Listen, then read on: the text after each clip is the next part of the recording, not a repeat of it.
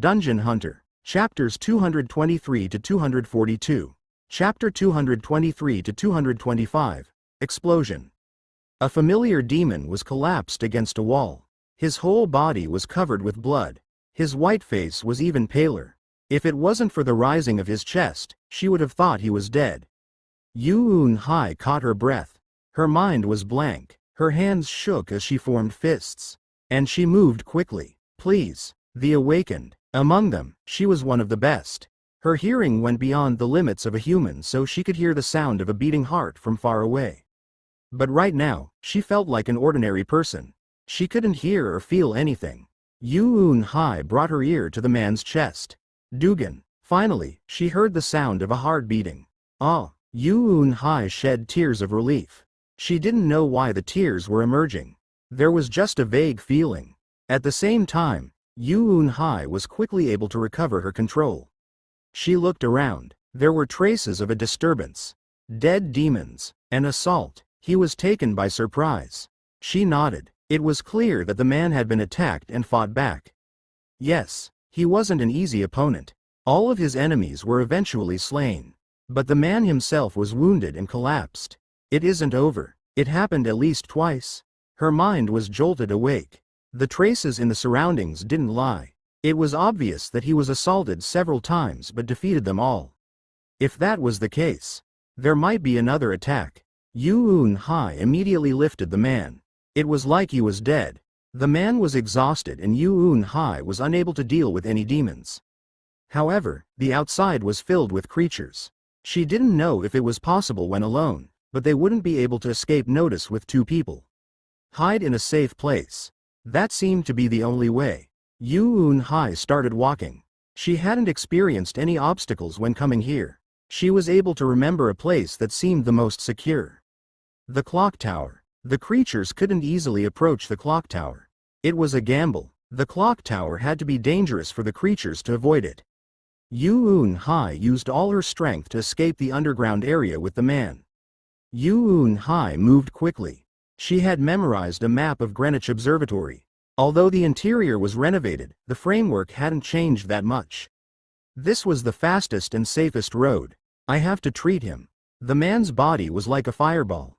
Once his stopped heart started to beat again, it burned like a flame. He was emanating such heat that Yu-Un-Hai's back started to warm. It would be unlucky if there was a creature that detected heat. There seemed to be no other way. Yu-Un-Hai looked around as much as possible. She used all her senses to try and determine the position of creatures in the area. Thanks to that, there was a small time delay. But she couldn't risk it. It was a situation where the man's life was threatened. It was the only way to move safely. The path to the clock tower felt very far. Fortunately, there weren't as many creatures in the castle as she thought. None of them were high-ranking. Sururik. After she had gone approximately halfway, Yu-Un-Hai felt an incredible amount of magic power surrounding her. She turned her head and could see shadows coming up from the ground. She swallowed her saliva. The shadows found Yu-Un-Hai and the man wrapped around her. Their intentions didn't seem good. The shadows seemed like a type of creature. It can't be helped. I have to fight. Yu-Un-Hai carefully put the man down and pulled out her sword. But her sword was considerably damaged. It was due to the battle with Edward. Thanks to the treatment from the High Priest sisters, her stamina remained, but her weapon. It will be hard with this sword. What to do? She bit her lip. At that moment, the shadows turned into Yu-Un-Hai. Doppelganger? They were similar but a little different. A doppelganger didn't appear in the form of a shadow. They stayed as the last creature they transformed into. I'll borrow these for a moment. Yu-Un-Hai's gaze moved towards the man's waist. 2 swords. She pulled out both of them. One sword was black while the other one was golden and jeweled. Biddle. Yu-Un-Hai stumbled the moment she grabbed both swords. Warning. Wrath and the Emperor's sword are looking at the user. The 2 swords have weak egos and will cause a strong repulsion force when used by the wrong user. Wrath and the Emperor's sword have temporarily accepted the user Yu-Un-Hai. Yu-Un-Hai regained her posture. The power she felt disappeared. Ego sword. Her eyes widened. An ego sword. She had heard of it, but this was the first time she had seen the real thing. She never heard of anyone having one, so she thought it was just imaginary. Yoon-hai quickly shook her head. Now wasn't the time. She had to move as quickly as possible to remove the shadows that looked like her. If she took too long, then other nearby creatures might join. The enemies also copied Yoon-hai's weapons. It seemed like they copied everything. It can't be. Yoon-hai thought despairingly. Pant, pant. Yoon-hai was sweating. She kept on panting. It felt like the world was turning and she wanted to sit down. But Yoon-hai used every bit of her willpower to move her feet. The shadows were persistent. They had already struck a few times and didn't know how to give up. Thanks to that, her pace was delayed. She knew how to ease this problem. She could give up the man. The goal of the shadows was the man. If she threw him away, then they would stop their pursuit. But she couldn't do that. Her heart cried out not to do that. She leaned against the wall. She peeked at the man's face. Despite being blood-soaked, his face looked comfortable. Did he know the current situation? However, the man had a different atmosphere than usual. Despite killing in cold blood, she could never hate his face. He seemed like a pure baby. Yoon-hai's mouth twitched. Yoon-hai believed in him, no matter what mask he used. Everyone had an unknown face. He didn't have to put on a mask. Hold on a little longer. Now, almost there, she could see the clock tower. There was only a bit more to go. If she walked 100 more steps, then she could enter the clock tower. Yoon-hai moved while holding on to hope. But she didn't make it far enough. Sururik. The shadows emerged again. Yoon-hai was sick and tired of them. No matter how many she killed and killed, they kept appearing from somewhere. They were like a curse.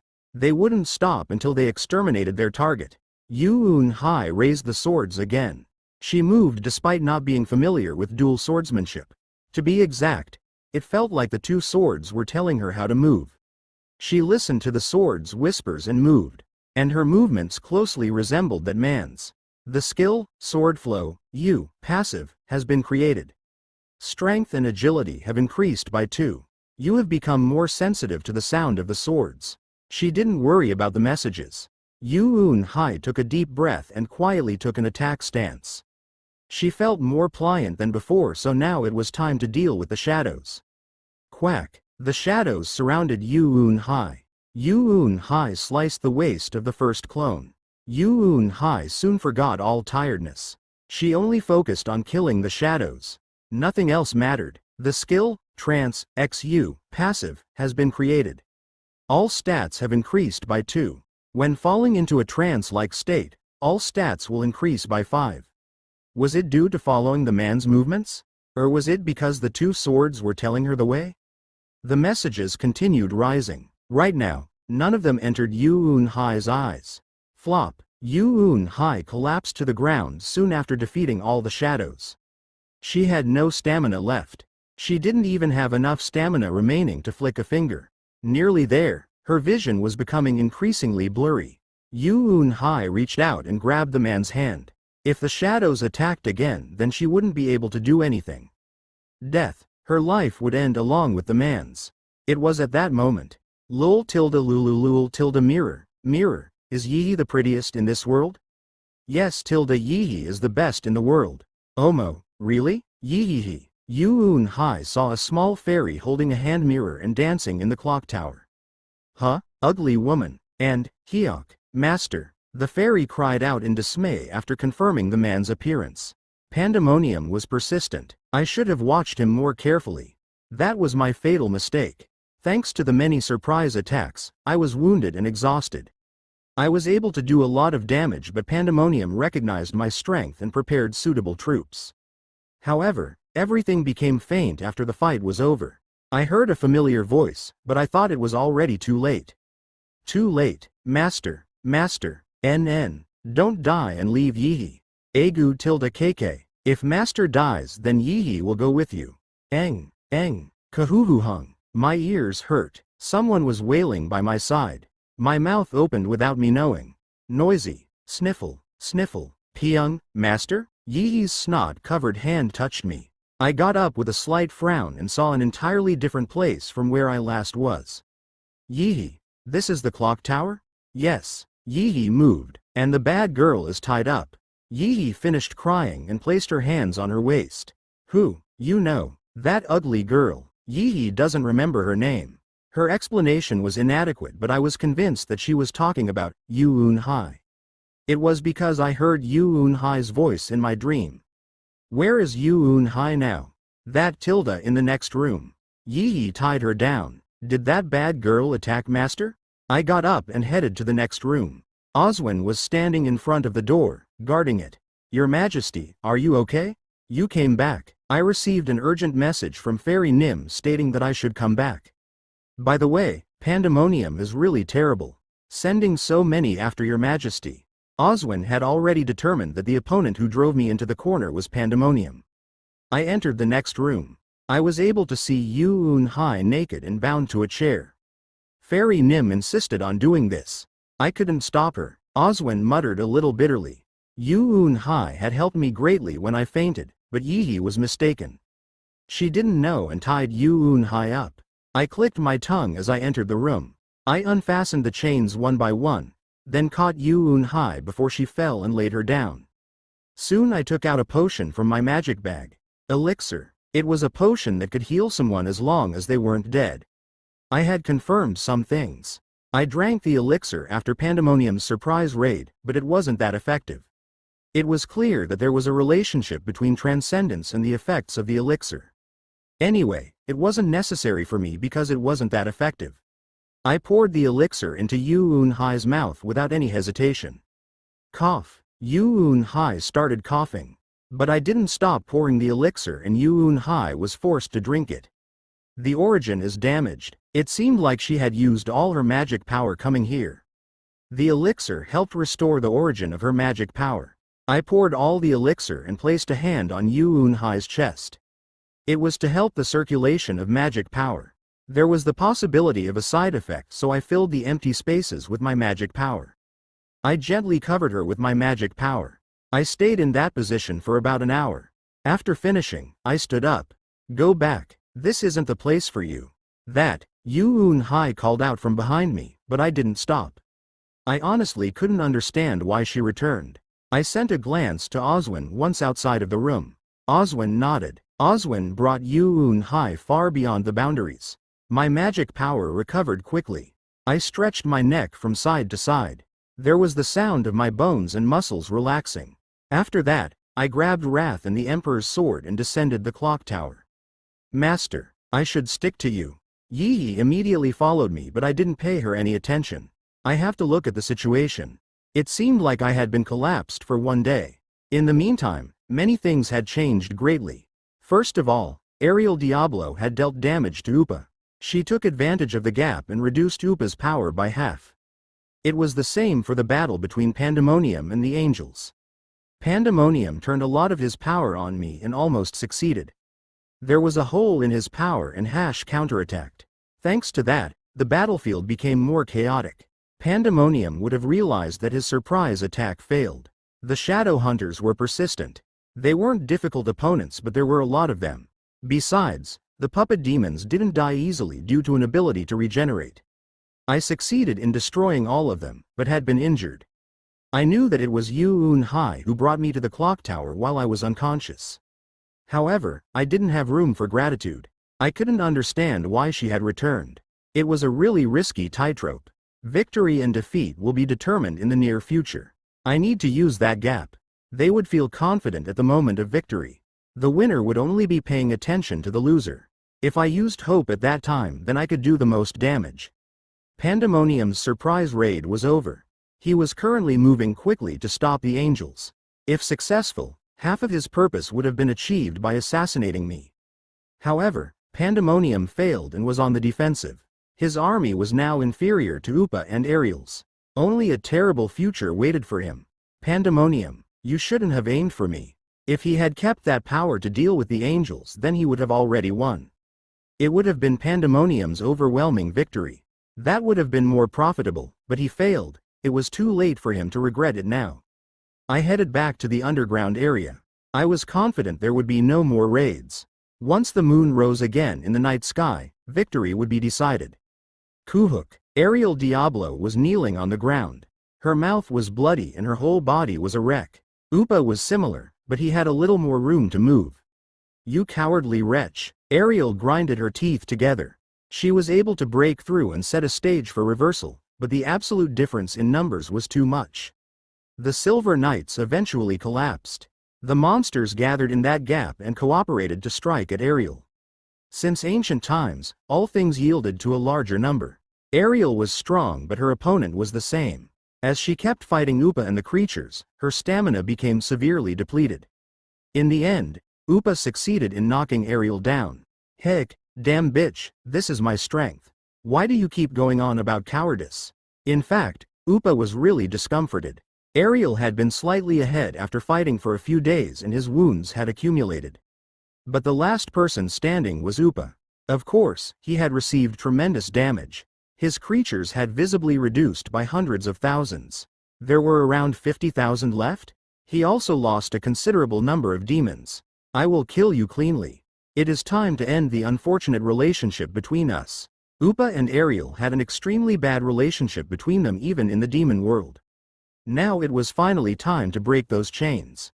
He was pleased. Upa couldn't help laughing. Ariel tried to raise her ivory sword. Most of her demons and creatures had died. Some were able to escape, but Ariel couldn't. Upa didn't care about the others and persistently struck Ariel. It was hard for her to escape. Still, she thought it was better to die fighting. The Demon King. She had the bloodline of a Demon King, but she couldn't always be the winner. Raise your weapon. Upa Bulanon. Aren't we friendly enough to have a small conversation? Ariel laughed at him. Upa didn't like being laughed at. Talking like that until the end. Come. I will kill you in the worst possible way. Upa summoned typhoons. There were dozens of them. His attitude showed that he wanted to finish everything at once.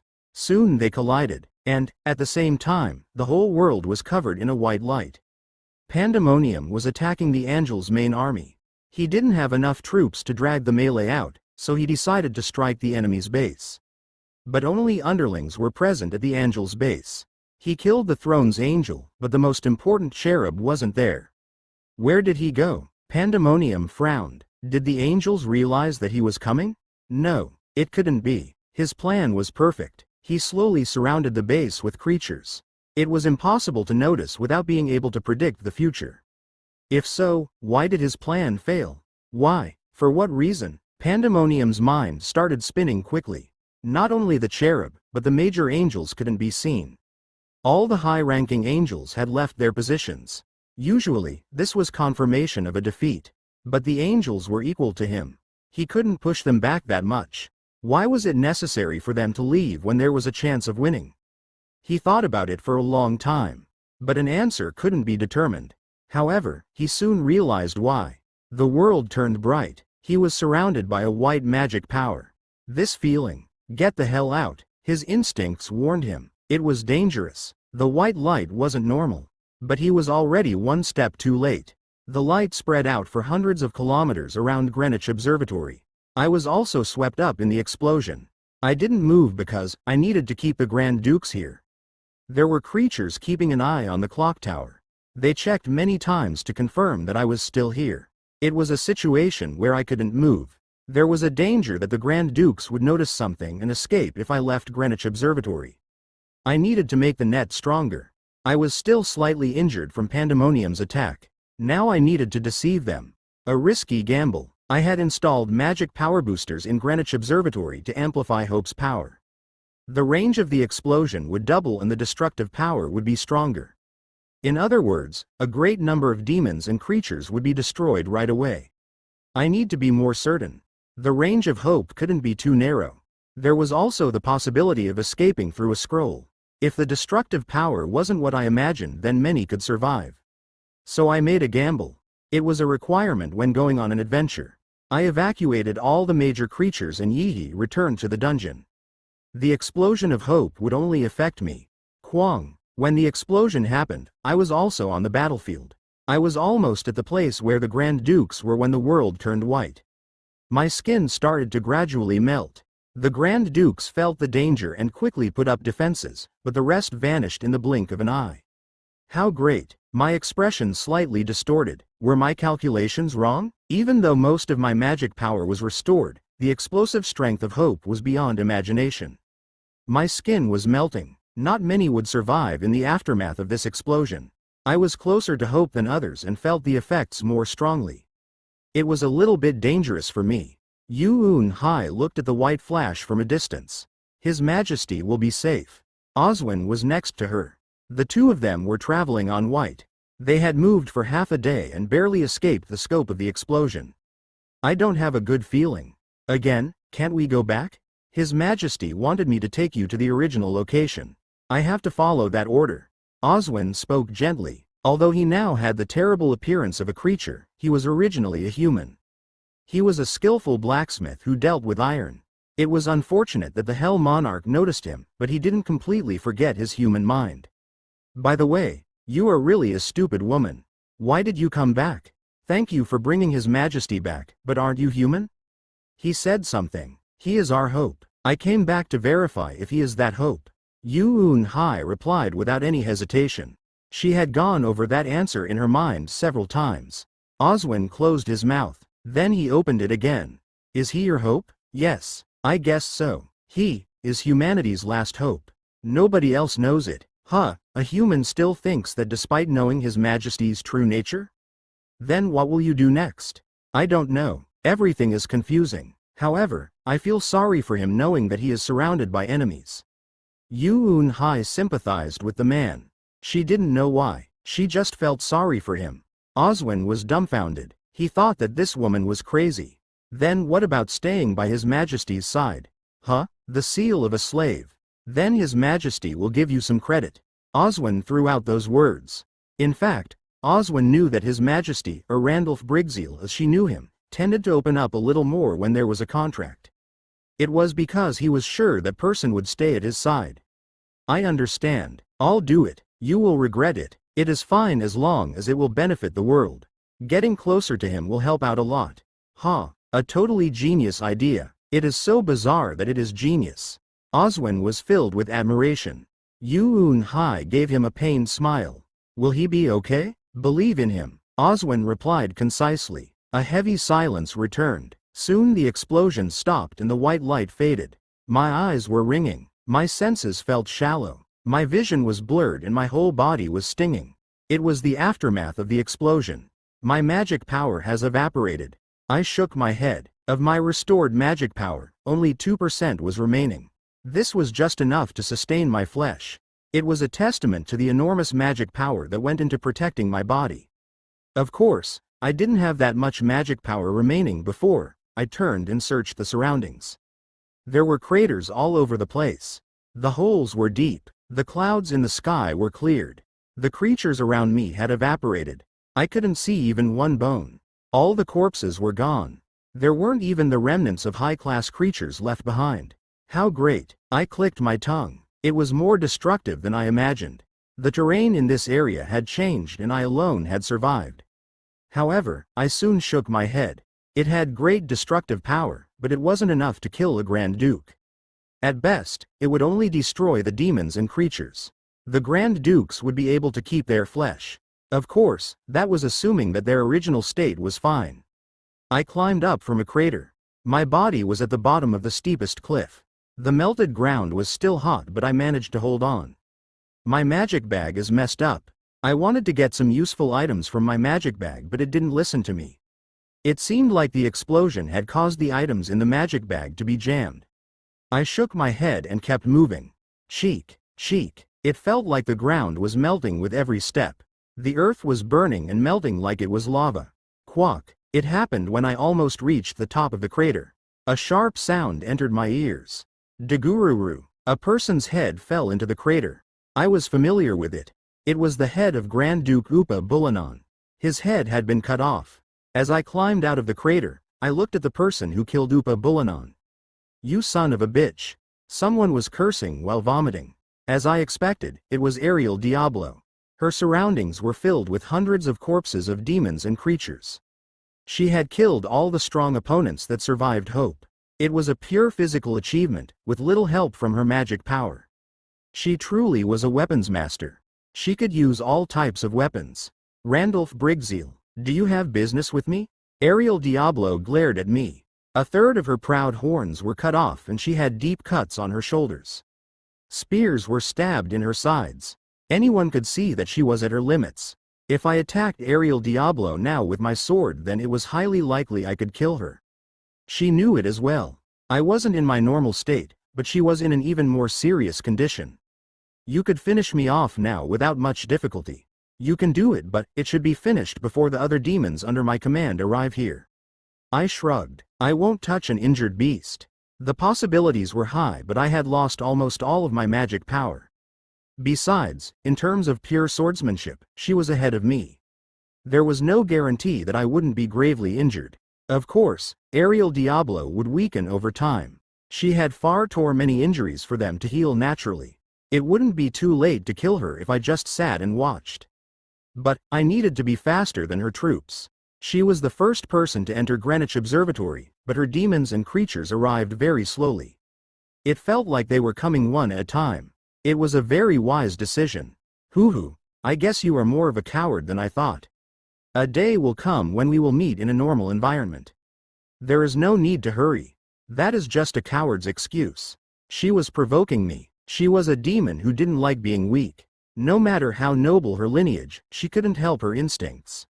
I smiled and stared into Ariel Diablo's eyes. What is happening in the demon world? I needed to know this. It was the original reason why the Grand Dukes assembled.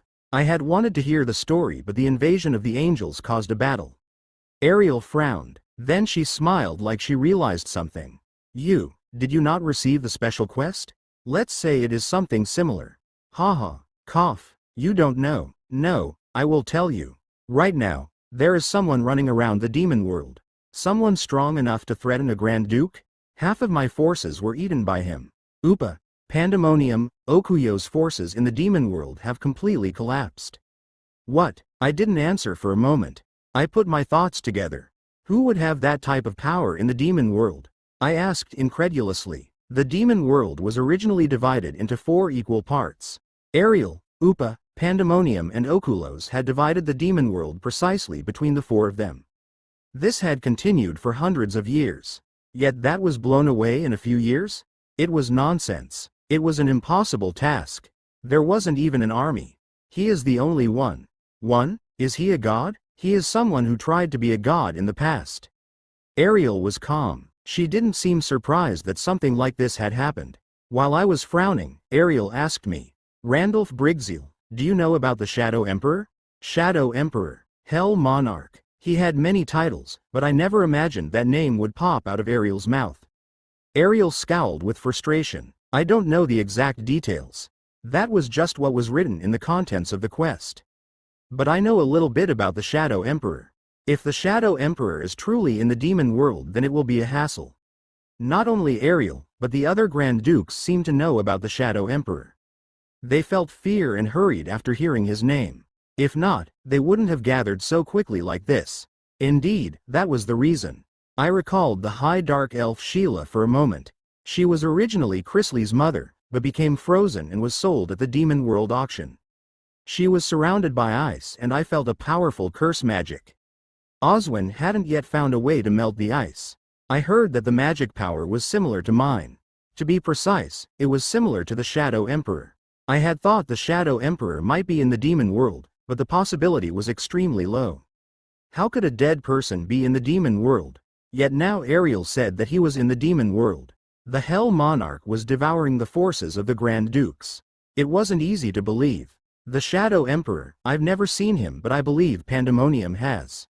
Anyway, the demons in the demon world wouldn't last that long. Pandemonium said that the strongest mortal is the Shadow Emperor. He said that only all the Grand Dukes attacking him would work. It is a really ridiculous story. We ignored him because he was human. Anyway, he was executed by the gods. However, I remembered, it is the first time Pandemonium has recognized someone. How can I not remember? It doesn't make sense. Even if he was revived, can he alone take over the demon world? The power prepared by the Hell Monarch. I took over the underground world. His treasure trove was still intact. Yet he was trying to take over the demon world alone. It was impossible unless he was a god, and he wasn't one. The special quest stated that he will occupy the demon world in 1 year. We have been participating in the game, so we didn't know about the situation in the demon world. Only you have the key to solving this problem. The key to solve the problem? Returning to the demon world? Something seems suspicious. I should have received the quest to stop the Shadow Emperor. But it is over. I lost my main force. Upa is dead and I don't know about Pandemonium. If Pandemonium's words are true, we won't be able to stop the Shadow Emperor now. I can't stop him alone. It will be better to build up my strength here. I roughly understood. Ariel Diablo seemed to have determined her route. It would have been different if the 4 Grand Dukes had led all the creatures in the demon world. But now that this had happened, she decided that they couldn't win.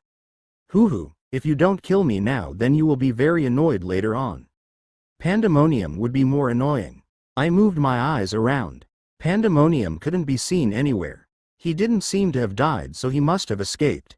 I missed him. I felt regret. I desperately wanted to stab him after he attacked me, but it seemed like I would need to postpone it. That's right. Ariel Diablo also agreed. She had to admit that Pandemonium could be very annoying. In some respects, Pandemonium was more annoying than Upa. He was sly like a snake. I turned back. Ariel was unlikely to die here due to her demons and Pandemonium had escaped. If Pandemonium knows that Upa is dead then he will move straight away. From now on, it was a fight against time. I had already eaten some of Upa's dungeons, but it would be annoying if Pandemonium started moving.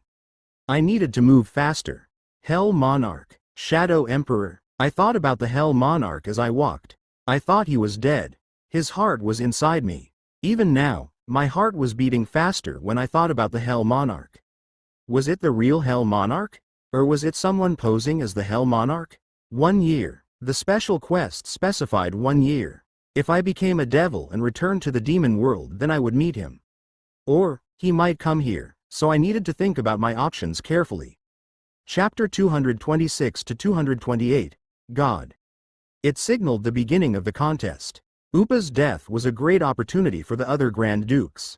It was a perfect opportunity to reinforce their weakened troops and gain Upa's achievements. I moved faster than anyone else. I swept through Upa's dungeon with Maxium. If I took it over then I would have problems managing it, but I wasn't in the position to worry about that right now. It was better to have a poorly managed dungeon than to have Ariel or Pandemonium occupy it. The 3 remaining Grand Dukes fought over the dungeons belonging to Upa's faction. The humans also started some major movements. They also seemed to know about Upa's absence. They succeeded in preparing the Awakened and conquering one of the dungeons. The dungeon cores. They were a very useful energy source for humans. And the fact that one dungeon disappeared meant that new heroes could possibly appear. Dungeons were overflowing with products that humans could use. But I didn't really care about the activities of the humans. I wanted to prevent the remaining Grand Dukes from absorbing Upa's dungeons. If humans destroyed the dungeons then it would also benefit me. I stirred up the Awakened in Korea. The Giran selected Edward Windsor as the king and he led them to conquer the dungeons. The titles and buffs given to Edward Windsor after he became the king made him humanity's strongest Awakened. Korea was safer than any other country in the world. Monster waves didn't happen often and they could steadily gain resources from the dungeon. Once Edward started his career, many foreign refugees came to Korea. Humans truly gained hope. The most inspiring place was Korea. Korea was recovering and growing remarkably quickly. And I was doing my best to pressure Pandemonium. From Africa to Asia, these places were Pandemonium's main stage. Most of his demons were there and his army was like a solid wall. With strong bonds and superior intelligence, they weaved a spiderweb from Africa to Asia. While Ariel Diablo of North America and Upa Bulanan of South America were fighting, Pandemonium was able to accumulate his power. Once the fight between Upa and Ariel was over, he would rise as a new power. But that was a story of the past. He suffered huge losses at Greenwich Observatory. The loss was half of his original army. Upa was dead and Ariel's damage wasn't that great. In the aftermath of Hope, Pandemonium was the one who suffered the most damage. And Africa was the place where one of Pandemonium's most powerful vassals, Duke Bila, was stationed. He was one of the demons who didn't participate in the meeting at Greenwich Observatory. He had been in charge of support from the rear. Of course, Duke Bila was one of Pandemonium's strongest followers. My dungeon master, Egypt. It was a wide, open land where the wind was blowing. Chrisley knelt down and waited for my next command. I moved my gaze. There were 100,000 creatures lined up in an orderly manner. It was the result of using my points and achievement points. Originally I had 2 to 3 times as many creatures, but the rest were at the dungeons or assigned to Maxim. Occupying Upa's dungeons was also important. Besides Chrysley, there was a 3-meter-tall human with a bald head. An evolved homunculus. Gaparam finally received a clue after studying Gustarte. After examining the flesh of a god, Gaparam's skills in the field of life increased by several times. The result of his work was strong enough to chew on the strongest high-class creature. Although mass production wasn't possible due to materials and time, he added a considerable amount of force to my army. I moved my gaze back to Chrysley. The preparations? It is done. I nodded. If Chrysley said it was done, then it would be. My crimson cloak waved around me. Then I walked through the creatures. Kung, Kung, Kung. Words weren't necessary. Chrysley and the 100,000 creatures quietly followed behind me. The successive victories continued. Pandemonium was on the defensive. Ariel also put pressure on Pandemonium, so it was inevitable. At this point, I controlled half of Pandemonium's dungeons. My army increased by more than 200,000 to reach 280,000, and many of them were advanced creatures. I now had room to breathe. I rearranged the army and dealt with issues that had been postponed. After a long time, I returned to the Korean dungeon and took out 5 pieces from my magic bag. They were the pieces that Chrysley, Tashmal, Hash, Yoon Hai and Edward brought out from the advanced training room. They were divided like a puzzle. I joined the pieces of the puzzle together. The piece of balance, piece of enlightenment, piece of growth, piece of faith and piece of valor have been combined. The interpretation, the 5 pieces mean 5 types of balance. The interpretation, the pieces have combined and transformed into one seed. Seed of creation has been acquired. The seed of creation is a necessary item to qualify as a true god. The species born from this seed will belong to the owner of the seed. The creator is their god and has the responsibility to lead them. I touched my jaw. The seed of creation. It was an unexpected result. I was convinced. This was an item that the Hell Monarch deliberately hid. After he was resurrected as a god, he had been thinking of creating his own species. Thus, he had a plan to be reborn as a true god. I smiled thinly. It might seem useless, but it was an item necessary to become a god. This was the first time I had seen something like this. Tree of Origin. At that moment, I thought of the Tree of Origin. I had gone there hoping to be qualified. I wanted to test myself against my shadow and make myself perfect.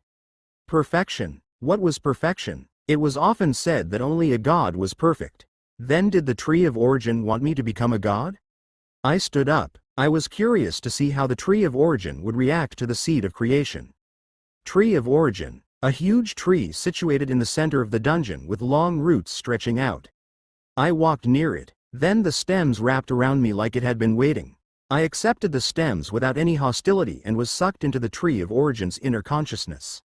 A dark space. A small light appeared. The light soon looked like me. It has been a while. I recalled the bitter memories of my confrontations with the shadow hunters, but shook them off. The clone in front of me was just an illusion created by the Tree of Origin. It was a virtual image that was different from the main body. It was something I didn't know about before now. That shadow was the Tree of Origin itself. You have realized, is this the world of your consciousness? That's right. This is the closest place to the origin. The man who looked exactly like me spoke without hesitation. I didn't scold the Tree of Origin and asked, "Do you know what this is?" I pulled out the seed of creation. The seed was about the size of a palm and kind of looked like a human fetus. It is one of the items that acts as a god's qualification. Indeed, the Tree of Origin seemed to know what it was. Then I might become a god now. The Tree of Origin shook his head. No. To become a god, your divinity is lacking to become a god. You are at a weak level, and there is a way to fill it up. Fill it up? I was confused. Divinity wasn't something that could be easily gained. But the Tree of Origin spoke like I could fill it up. The Tree of Origin opened his mouth with a smile. Don't you possess an intermediate god? Gustarte? I muttered. I succeeded in capturing Gustarte. Thanks to that, Chrysley's skills advanced and Gaparam completed his homunculus. But that was all. He is a god who has already entered the hands of a mortal once. Divinity is easy to lose but difficult to gain. Once lost, it is rare that the person would wake up. You can wake up the gods will once again with the moon arrow, but what will happen to the god who has lost his direction? His opinion was different from one's who I met in the reverse world. 0001 said that the moon arrow would fix the man. Yet the tree of origin said it was already too late. You seem to know a lot. Nothingness is a place where those who failed to become gods go. And the origin, those who lose their divinity are sent there. Gustart's soul is already halfway to the origin. The tree of origin told me something that I hadn't known. But I still had a question. Who are you? The administrator of the origin. All the trees of origin are controlled by me. I have to lead the former gods here and create new god candidates. And I am now watching the birth of a new god. Tree of origin. No, the administrator of the origin didn't hide anything. He spoke honestly. A god. The tree of origin said that I could become one. My eyes narrowed. So I should absorb Gustarte? The administrator of the source slightly bowed his head. This is all according to the god's will. He was acting like I was already a god. If I earned the divinity and used the seed of creation, I could become a true god.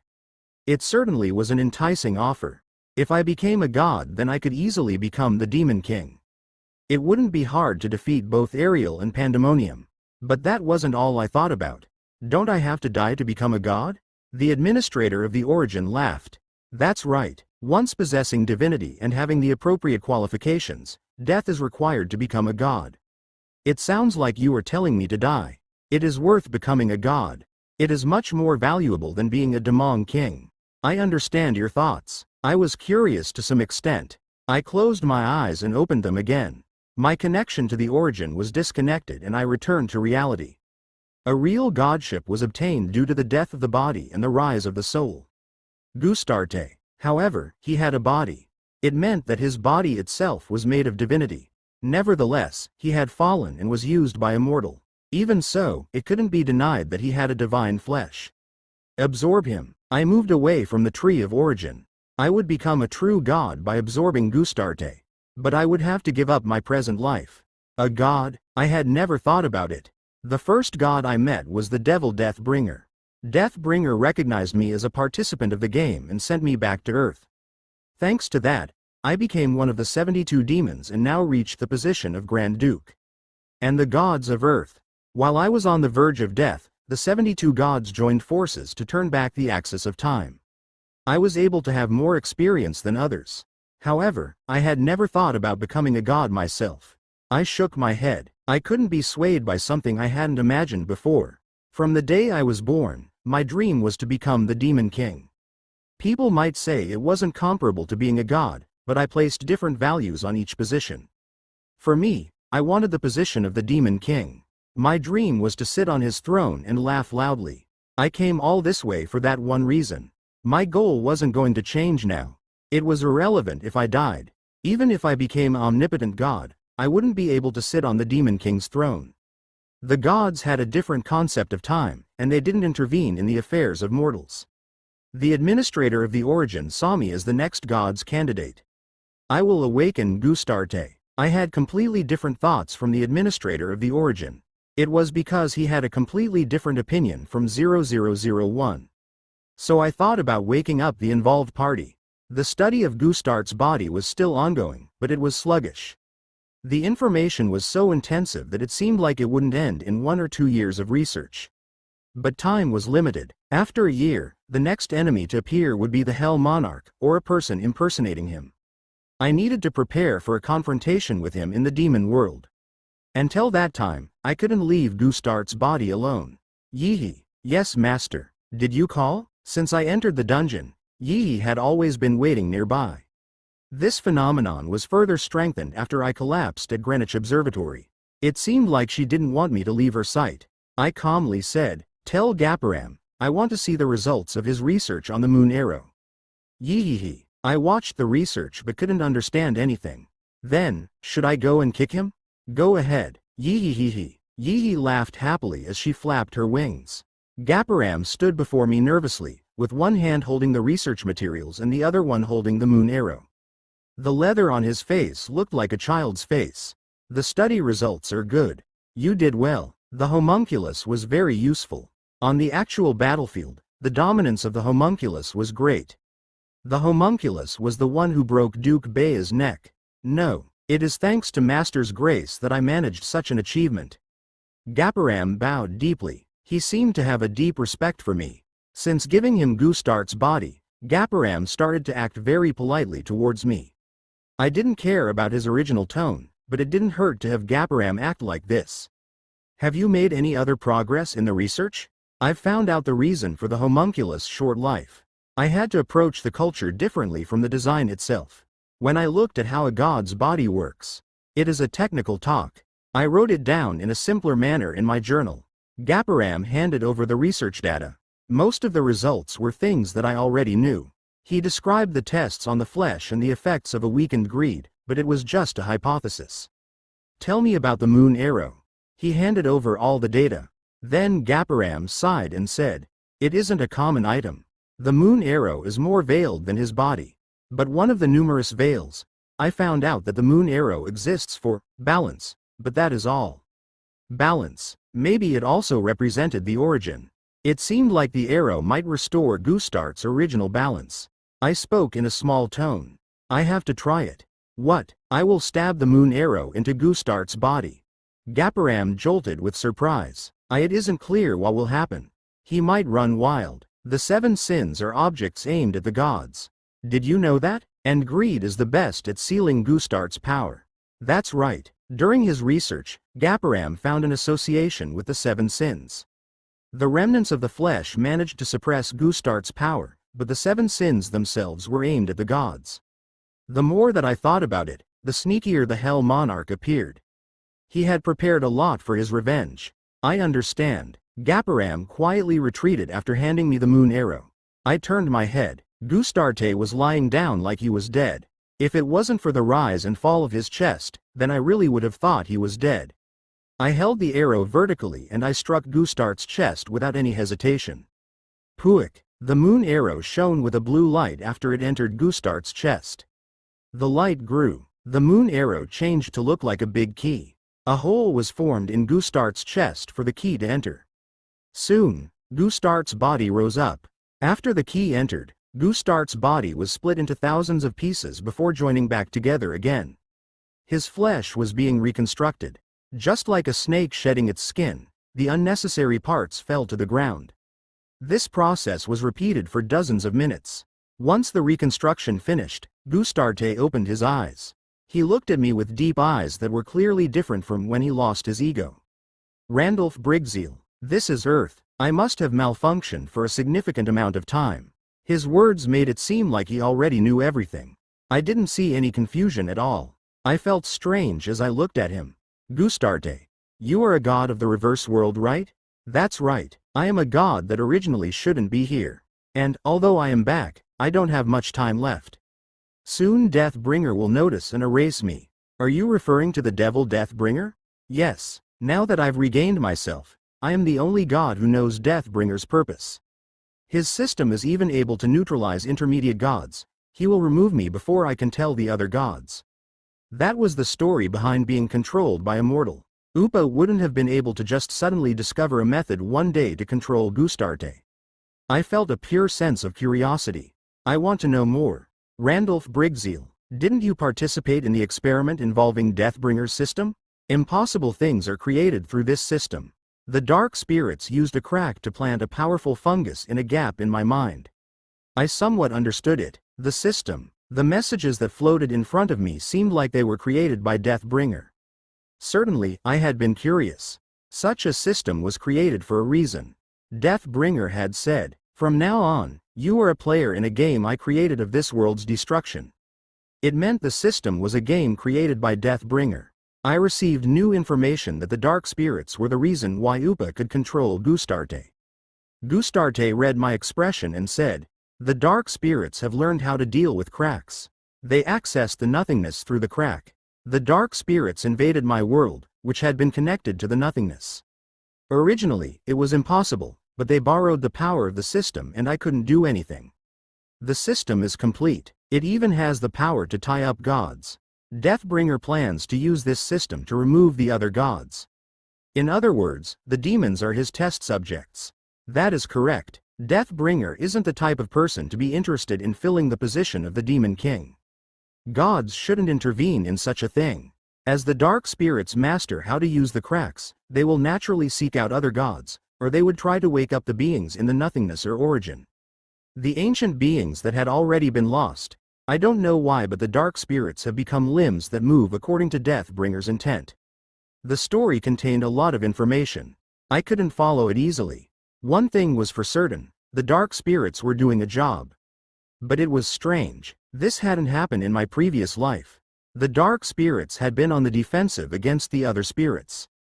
There were no cracks or fungus that could control cracks. This is all possible due to you, Randolph Briggseel. It is a side effect of shifting the axis of time backwards. As a result, there is a slight imbalance in the world and lots of cracks formed to fill it up. The many cracks set examples for the dark spirits. Maybe this was what Deathbringer intended. If he planned such a thing by guiding the gods of Earth to you, he is a really scary guy. I am the cause? This happened because I came back? So, you need to repair it. The system created by Deathbringer is so perfect that even I can't touch it. If you take advantage of that face, you might be able to turn his plan upside down. I shook my head. I don't intend to interfere with the gods. Is this interference? Deathbringer is already acting through the dark spirits. He has received enough data from the demons. Who knows what might happen in the future? Deathbringer might get rid of the demons remaining on Earth. He will delete the evidence. It is an undeniable truth. It is already in progress. My eyes narrowed. It was hard to deny Gustart's words. But it seemed like that was only half the story involving Deathbringer. Gustarte, is there any relationship between the dark spirits and the resurrection of the Hell Monarch? The Hell Monarch had died. I had his heart, but it is said that the Hell Monarch is in the demon world. It was weird no matter how I thought about it. That's why I asked Gustarte. Hell Monarch. It isn't impossible for the beings deep in the nothingness to return again to this world.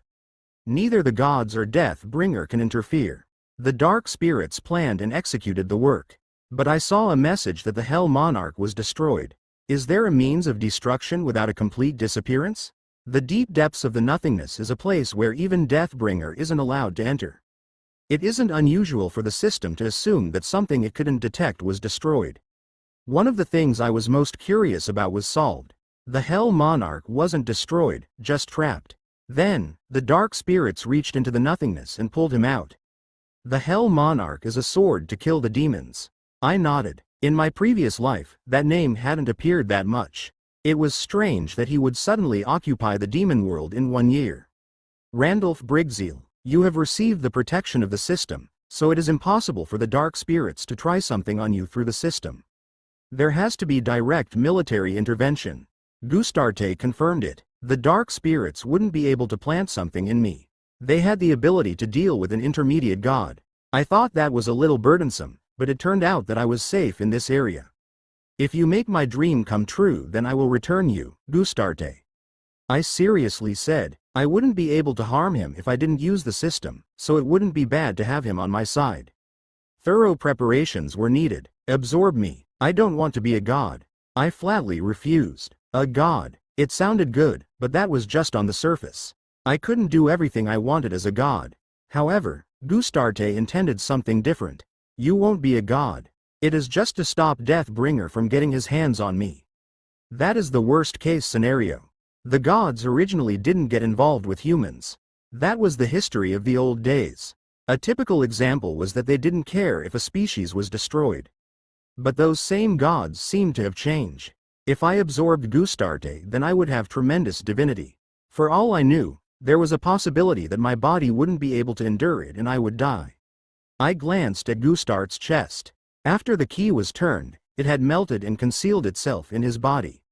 The moon arrow. This is the key to balance. It is a weapon that even Deathbringer doesn't have. As long as this key is kept in your heart, you will be immortal forever. You will gain divinity but not become a god. It will be fine as long as you have a strong attachment to the world. However, your flesh will cease to exist once that attachment disappears. It seemed like a chant. I scratched my chin and asked, won't this be a waste if Deathbringer's plan isn't stopped? You have to plant a seed in the system. If the results aren't registered, the seed of creation can't be registered. It will cause a strong error. Deathbringer invested most of his divinity in the system, so he will fall down. It will take a considerable amount of time to restore his scattered divinity. During that time, you need to destroy him. If you don't, you will continue to suffer for a long time from his ploys. I started into Gustart's eyes. I didn't see any expressions or emotions. There was no suffering or joy. Was this a perfect God? I will be the first demon to kill an immortal. I started laughing. A demon killing a god. It was quite a good accomplishment. I had no doubt that it would be registered as a legend grade or better. Deathbringer was a higher-ranked god than Gustarte. There is no time. He has noticed. Gustarte looked up at the sky. The ceiling was blocking his view, but he seemed to see things that weren't visible to me. At that moment, Kung, Kuung, Quarurung. The sky was shaking. Numerous lightning strikes and strange anomalies occurred. A powerful swirl of magic power could be felt nearby. I stood at the crossroads of choice. However, I stopped worrying. If I stayed still, then Gustarte would be defeated by Deathbringer. I would go through hardships after that. It wouldn't be good business. I accept. I immediately placed my hand on Gustart's chest. The key appeared and I openly took it. Quack. The divinity poured into the key. Gustarte forced the divinity into my body. Soon his body became slightly transparent. Kakak. However, I couldn't look at Gustarte properly. My body that accepted his divinity was collapsing. It was hard to endure the power spilling over. It was the first time I had felt like this. I soon felt a strong sense of helplessness and had a desire to give everything up. I can't give up. I couldn't give up. I would lose my life if I gave up here. But I would regret it. I would have a lot of regrets if I couldn't handle the divinity. I sharpened my willpower so that it was like a knife. And I soon forgot the physical pain. I will go back to the origin. I will cheer for you from there. Please, become stronger. In this world, those who are weak will die. It was a familiar saying. When I was a child on the battlefield, a dying man I didn't know had said it to me. I used it as my creed and became stronger. I painfully opened my eyes. Pook. Something was stuck in my chest. The moon arrow. A key of balance. The key was stabbed in me and Gustarte had completely disappeared. He left with a small smile. Hot. It felt like flames were burning inside my body. I wanted to cut my own neck to end this pain. But I still had a few lingering strands of attachment. That's right, I had a lot of regrets. There were many things I still wanted to achieve. I would feel sorry if I gave them up now. Thus I persisted. Despite my teeth and gums bleeding, I didn't let go of my life. Time seemed to go on for an eternity. Later I even forgot about the flow of time. Gradually the pain disappeared and the period of stabilization arrived. But my head was empty. I couldn't remember my name, yet the strong lingering attachment was still in me. It could also be called greed. My flesh melted and disappeared. However, it was reconstructed again. This was continuously repeated. 5 times, 10 times, 20 times. After my flesh was reconstructed for the 33rd time, it was finally able to accept the divinity. My body had clearly gone through a great upheaval. The cells of my body were normalized. Although it was initially some lingering attachments, many things pulled me back to this world. I moved my feet. As my feet moved, I started to remember everything. I was Randolph Brigzeal, one of the 4 Grand Dukes and Demon King candidate. There were several other stories, but this was enough for now. After a long time, the heat subsided and I could open my eyes. I opened my eyes and raised my upper body. I felt a fluffy futon, the magic power that filled the earth and a familiar place. Master, I heard Yi's voice and raised my hand to stop her. I needed to check the condition of my body first. I have changed. What was this? My spirit was still the same. But everything else was new. I was a little bigger and my hair reached to my toes. No matter how many times I cut my hair, it grew again in a flash. There was a strange pattern engraved on the back of both hands. Dragon swallowing a mirror. A giant dragon swallowing a mirror was on both hands. It clearly had a relationship with absorbing the god of the reverse world, Gustarte. In addition, my body had become harder than steel and my internal power felt like overflowing lava. It wasn't comparable to exceeding the limits of my potential or transcending. Was this divinity? It felt like the majesty of a true god. Status window. I was able to quantify the changes in my body. Name: Randolph Briggseel. Occupation: Demon Grand Duke, Dungeon Master. Title: * Dungeon Hunter. Residual stats +1 when occupying dungeons and hunting demons. * Indomitable Warrior, XU, all stats +2. * first to receive a fairy's blessing, U, magic power +6. * Origin Master, Epic, all stats +3. * Undead, XU, intelligence and stamina +5. * Ruler of the Underground World, Legend, all stats +5. The rating of all skills below epic grade +0.5. Stats: Strength 110, +20. Intelligence 120, +15. Agility 110, +20. Stamina 115, +22. Magic power 130, +16. Potential: 585 +93. Remaining stat points: 47. Electric power: 557 gigawatts. Uniqueness: the Master of the Underground World. The heart of the Hell Monarch has completely awakened. Has a strong divinity for some reason. Skill: Combine Everything, XU. Mind's Eye, Epic. Dark Sword, Epic. Divine Sword Unity, Epic. Passive: Lightning Elemental, Epic.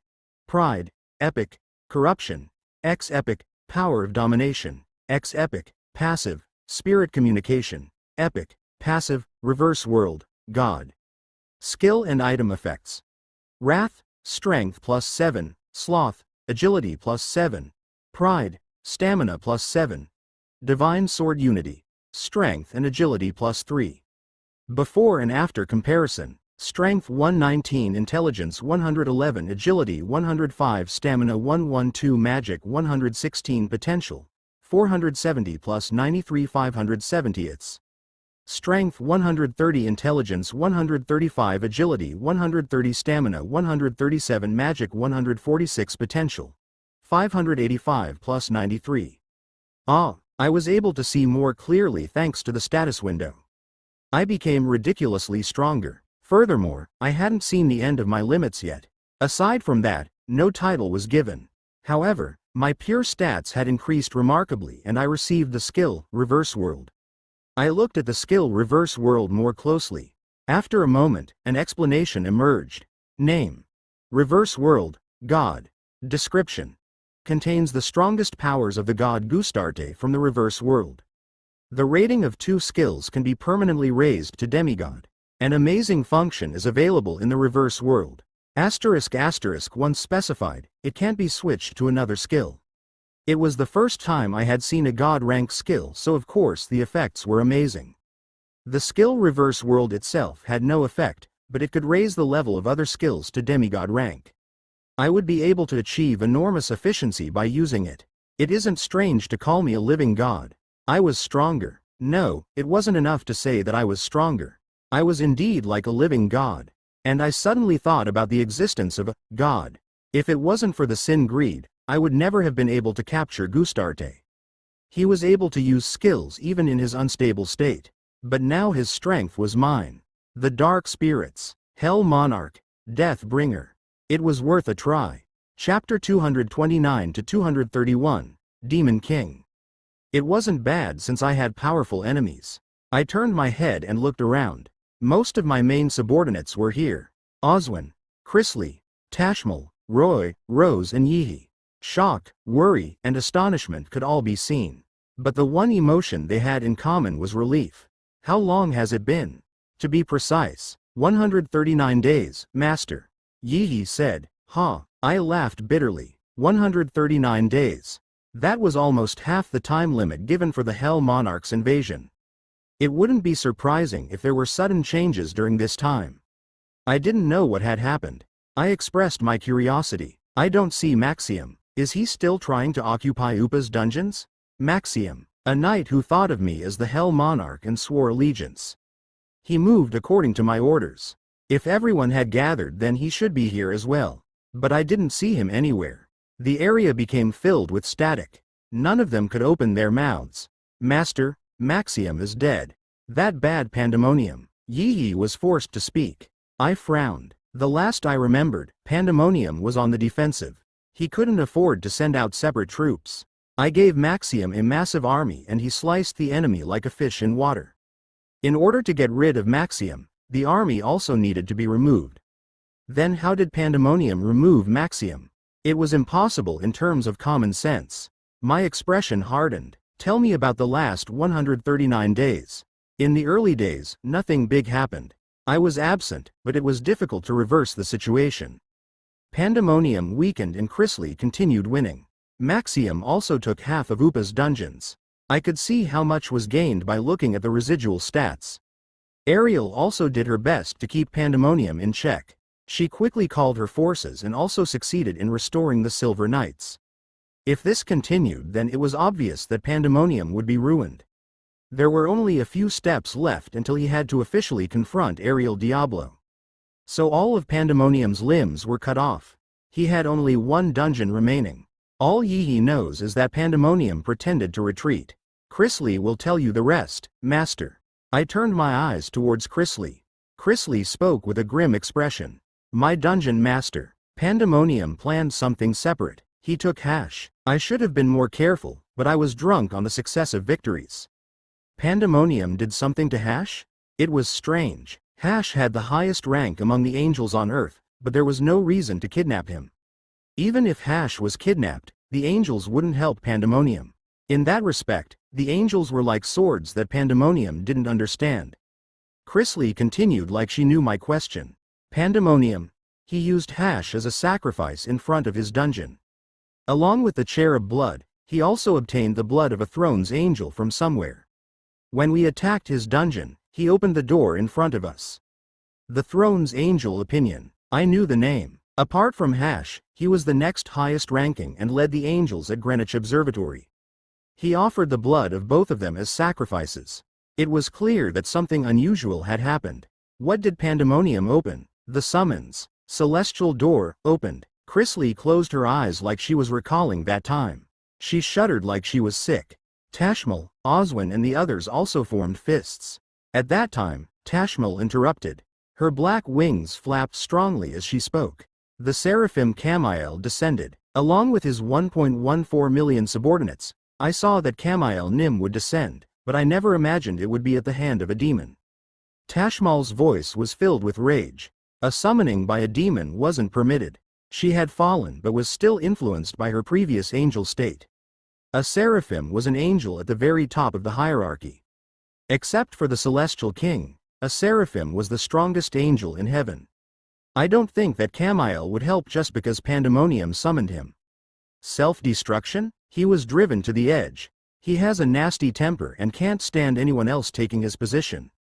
Tashmal's words were correct. Pandemonium was greedy. He wasn't completely different from Upa in this regard. He absolutely hated anyone being above him. His ruin was guaranteed if he opened the celestial door.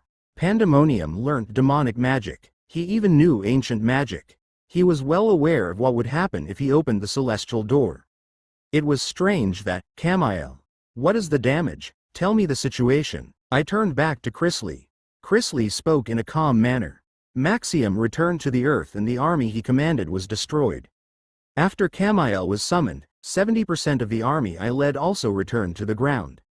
I frowned. I was fortunate that not all of them had disappeared. I hadn't expected it. It was proof of Camael's power. I remained silent and Chrysley continued. Fortunately, Pandemonium was killed by Camael.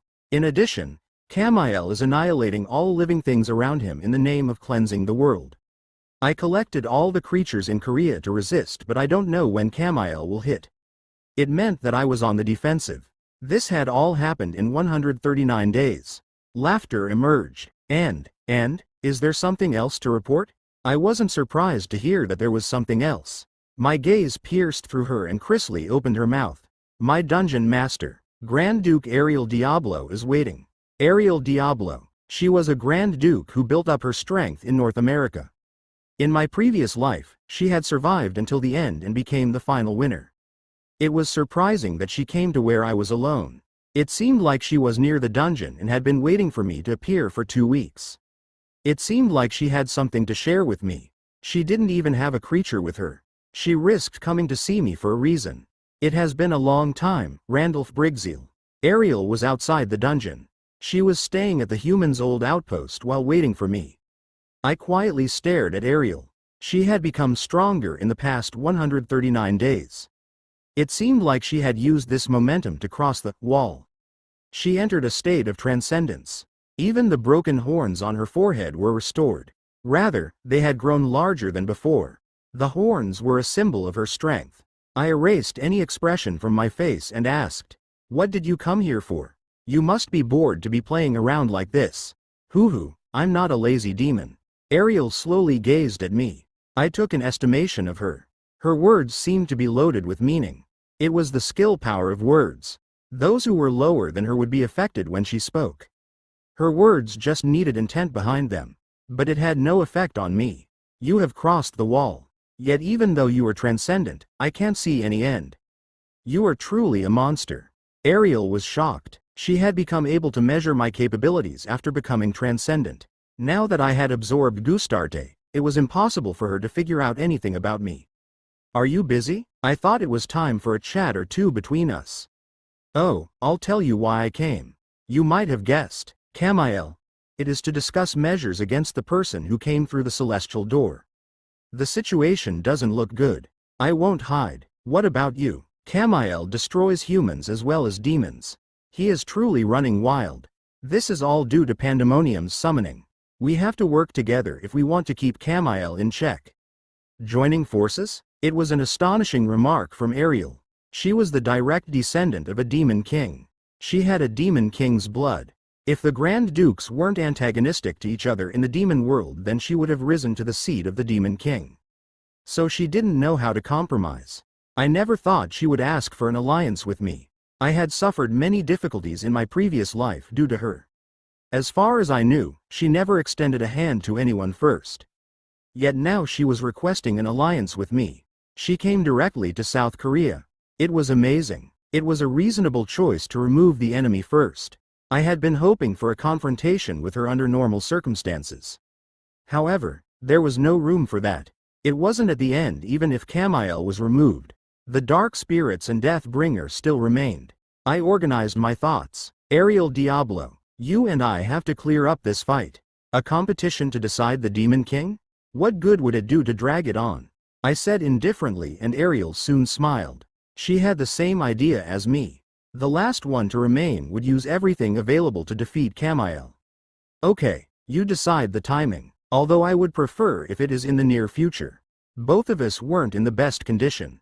I needed my physical state to recover a little bit more. The confrontation between Ariel Diablo and I would be watched by all our subordinates.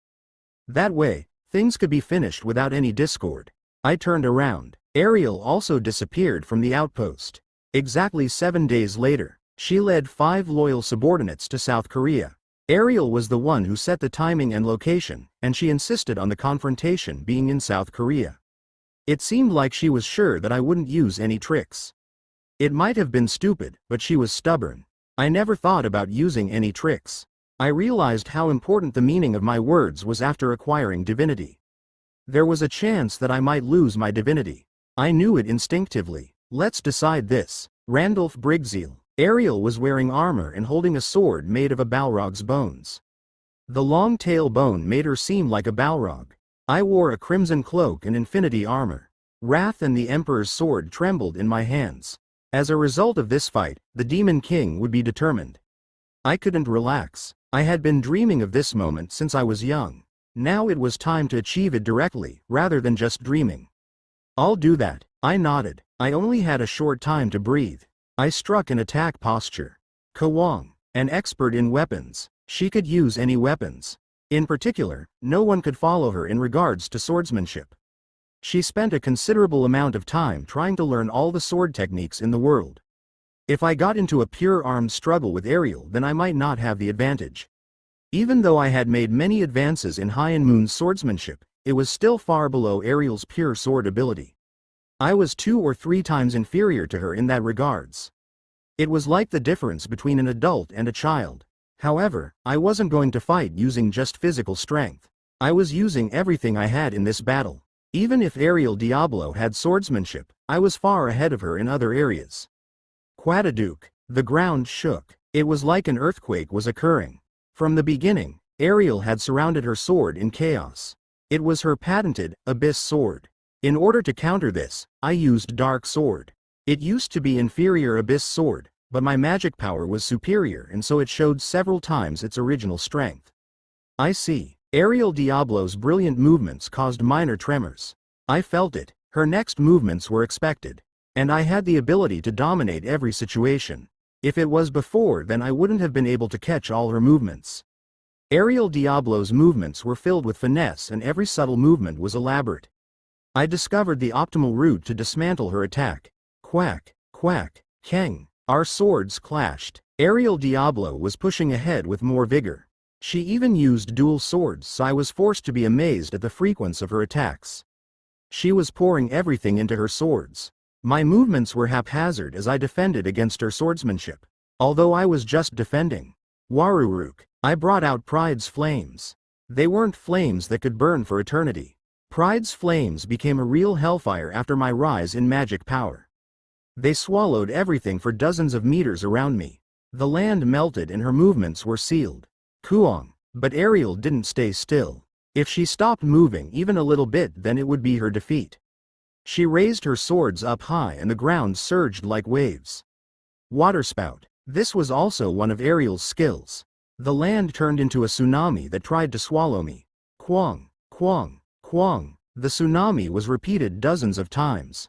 As if that wasn't enough, Ariel raised her sword again and invoked a skill. Swak, swak. The number of ivory swords had increased. They were the same swords, genuine copies.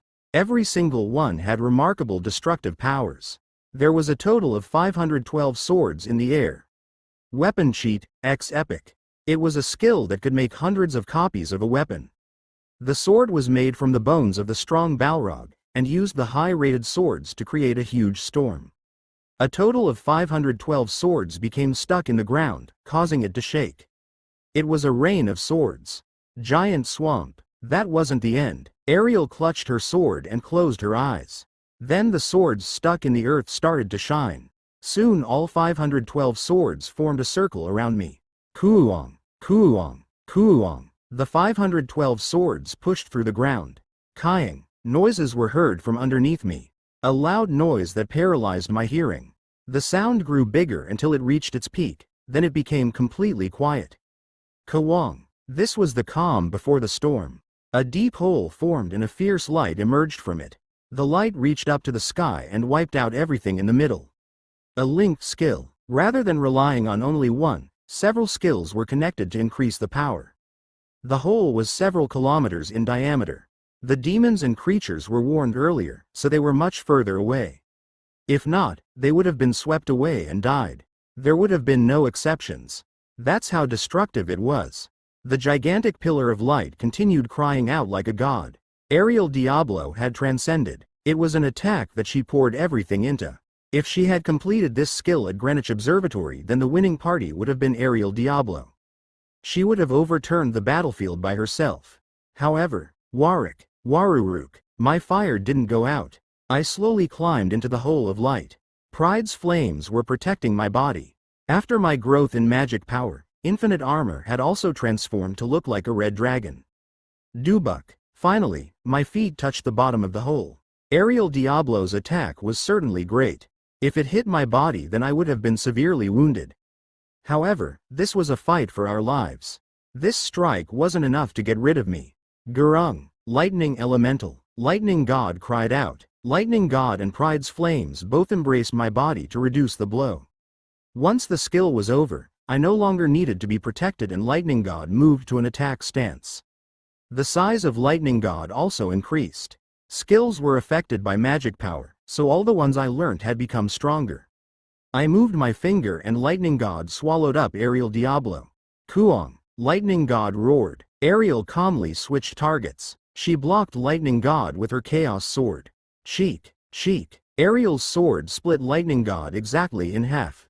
The unleashed power fell to the ground, causing power outages. After a while, Lightning God merged and changed shapes. It seemed to be a spear and shield. Lightning God struck, but couldn't pierce through Ariel's sword. However, Lightning God infinitely regenerated and constantly tormented Ariel. I knew it wasn't the end, so I moved. I covered Wrath and the Emperor's sword with Dark Sword, then again with Pride's flames. Also, I recalled Lightning God. Lightning God immediately mixed with Pride's flames. Linkage. However, it carried a very big risk. This was the first time I had tried it. Yet I was confident I wouldn't fail. As magic power increased, so did my level of understanding. In addition, the 135 points in intelligence meant I could safely use the skills. Gurik, Kurururu. There was a slight rebound, but that was it. It caused so much confusion that chaos also formed on my swords. Ariel's eyes changed as she saw it. The time for general attacks was over. Now was the time to meet. Ariel also knew it. We were both confident about the outcome of the fight. If the strike failed, then the only thing left. Quang. The ivory sword was split in half. The chaos on the sword was severed. Ariel stared at me like it was absurd. You monster. Duck. Ariel Diablo raised her hands. I lost. I had the freedom to kill Ariel if I wanted. This was a fight between demons. The loser lost everything and the winner gained it. It would be a natural action for me to take her life after becoming the winner. Soon her vassals arrived. I was accompanied by my creatures. Ariel's demons bit their lips while my subordinates were cheering and laughing. I spoke to Ariel, who was kneeling in the center. Take the lead in killing Camiel, Ariel Diablo. You will act as the vanguard to destroy my enemies. I didn't kill Ariel. I didn't have a choice. The winner had been determined, but the war wasn't over yet. First, Camiel still remained. Camiel was a very tricky angel to kill alone. I need to kill 1.14 million angels first. Until that happens, he is immortal. This was something that Tashmal had told me. The Seraphim Camiel, an almighty angel who shared life with 1.14 million other angels. Although it was similar to the skill that Ariel used on the Silver Knights in the past, Camiel was different in that all 1.14 million needed to be killed first. In order to do this, I needed to keep Ariel alive. It would be a little easier if she took the lead to destroy the angels. Camiel was close to omnipotent, but he wasn't invincible. The most important thing was to kill his army. I needed to shorten that time as much as possible. I extended my foot. Ariel had to kiss my foot for the ceremony between master and slave to end. If she refused, then she wouldn't be able to keep her life. I was doing her a great favor by stamping her with the seal of a slave. It allowed her to keep her honor, but she could never be hostile towards me. From the beginning to the end, I needed to take the result into account. Her choice was also the choice of her demons. I waited patiently. Soon Ariel opened her mouth. I, Ariel Diablo, admit defeat and will swear myself to Randolph Brigzeal from now on. Ariel slowly moved her mouth to my foot. I was surprised. I never thought she would comply without a reaction. It was different from what I knew in my previous life.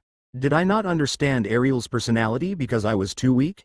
Juck. Ariel kissed my foot. The winner and loser had clearly been decided. My expression didn't change, but I was feeling intense emotions.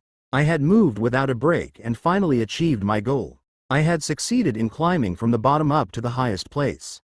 If someone heard my story, then they wouldn't have believed it. They wouldn't want to believe it. But it was all true. I was now on the verge of grasping the truth. Once the ceremony was finished, messages popped up before me. All the demons on Earth have been subdued. You are qualified to become the Demon King. An incredible achievement. The title, the Demon King, has been acquired. Your occupation has been changed from Grand Duke to Demon King. The Demon King is the ruler of the demon world. It is the absolute name given to those who have conquered the demon world. It is now possible to open the door to the demon world. However, it is impossible to open right now due to Camiel's appearance. The celestial door and demon world door can't overlap. The sky was dark. Even the moon was invisible in the darkness. The darkness ate the light as it spread all over the world. And invisible things started to show themselves. The dead, specters. The millions of specters started to move around me. The boundary between the living and the dead was only visible to my eyes. The Demon King could see the other side. That was a story I had heard. I thought it was just a rumor, but it turned out to be true. I lifted my head. I could see the celestial door and the demon world door floating in the sky. Both of them were closed and couldn't be opened. If I killed Camiel, then the celestial door would disappear and I could open a path to the demon world. Resentment. The specters kept whispering to me. Their misery and anger. It was a negative magic power. If my mentality wasn't strong enough, then I would be assimilated on the spot. But I just laughed. I knew the identity of these specters. Those who were killed by former demon kings. It is hard for them to leave. There had been many demon kings. Most of them had destructive desires and couldn't stand others. They sought ruthless destruction and some became crazy. It was impossible to count the lives they killed using one hand. The despair that was enough to fill the world was now entering my ears. The Demon King's karma. I nodded. It had always been like this. In ancient books, the power of the demons couldn't even be compared to the Demon King. Once recognized as the Demon King, they had the power to instantly establish peace in the demon world. I also thought this was ridiculous. But the Grand Dukes seemed to be aware of it. So I was thirsty for the position of the devil. It looks like absorbing the negative energy will affect the quality of the Demon King. The negative magic power was beyond imagination. Even if I absorbed and absorbed, it was an amount that would never end. No matter how much I absorbed, it wouldn't even be 5%. But my mind wasn't controlled by the ghosts. I cleared away the ghosts. I had obtained divinity and gone beyond transcendence. I was able to grasp the identity of the specters in an instant. Get lost, I ordered. Soon the ghosts split apart and a long road was formed. At the end of the road, the place where the powers of the former demon kings were kept. I looked down at my chest. Gustarte had given me the key of balance. Thanks to this key, the divinity wasn't overflowing and was moving smoothly. However, I was always in danger of becoming a god. I was now trying to defile that divinity. I placed my hands on my chest. Tudik, Tududik, and I extracted the key. Kawang. As soon as it opened, my body acted like a black hole and started to attract the specters around me. But what I really wanted wasn't the specters. The specters were specters. I wanted the powers of the former demon kings. I stretched out my hand. I couldn't scoff at the former demon kings. They always had the title of the strongest. Even though I was transcendent and obtained the divinity, they were formidable experts who dominated the demon world with force. But only one person responded to my call. He was huge. Huge wings, goat horns and the skin of a dragon.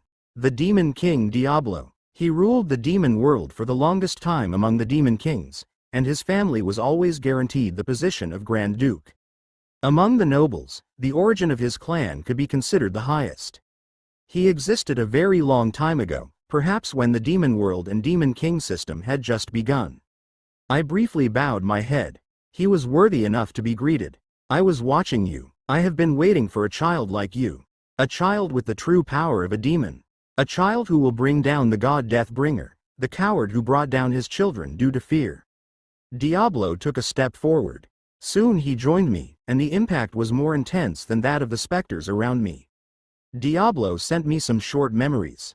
The story of a faraway past. It was around the time when the demon world was being created. The devil Deathbringer created the demons. But the demons' appearance was very different from what I knew. They had goat horns, rough leather and wings. It was different from what I knew, but I still knew it. I had become like that after using corruption. And I knew how strong that power was. Deathbringer was worried about it. The demons were too powerful. The power of the species itself threatened the gods. Even the confident devil felt like his position would be threatened over time, so he took special measures. The degeneration of the species. He removed the horns and wings that were the symbol of their power and inserted human genes. He also added a more violent nature. The demons were weakened and the balance of power between the celestial world and the demon world weakened. If this continued, the demon world would be destroyed by angels. Maybe the demons would self-destruct in a battle among themselves. The devil intended to leave it alone. The demon king Diablo was furious after finding out the truth. The angels were designed to have a similar strength to the demons. This was in order to maintain the balance between worlds. A devil shouldn't want to destroy the children he created simply because he was scared of them. Diablo couldn't stand still while the balance between the two worlds collapsed. So he secretly left a feature in the new demon kings. His power as the demon king would be passed on. in order to achieve a miracle against the angels. He noticed Deathbringer's actions too late, and when an immortal became too deeply involved in the affairs of mortals, their divinity would fall. He was forced to watch as a species was manipulated to degenerate. Due to the presence of the demon kings, the celestial world and demon world barely maintained the balance.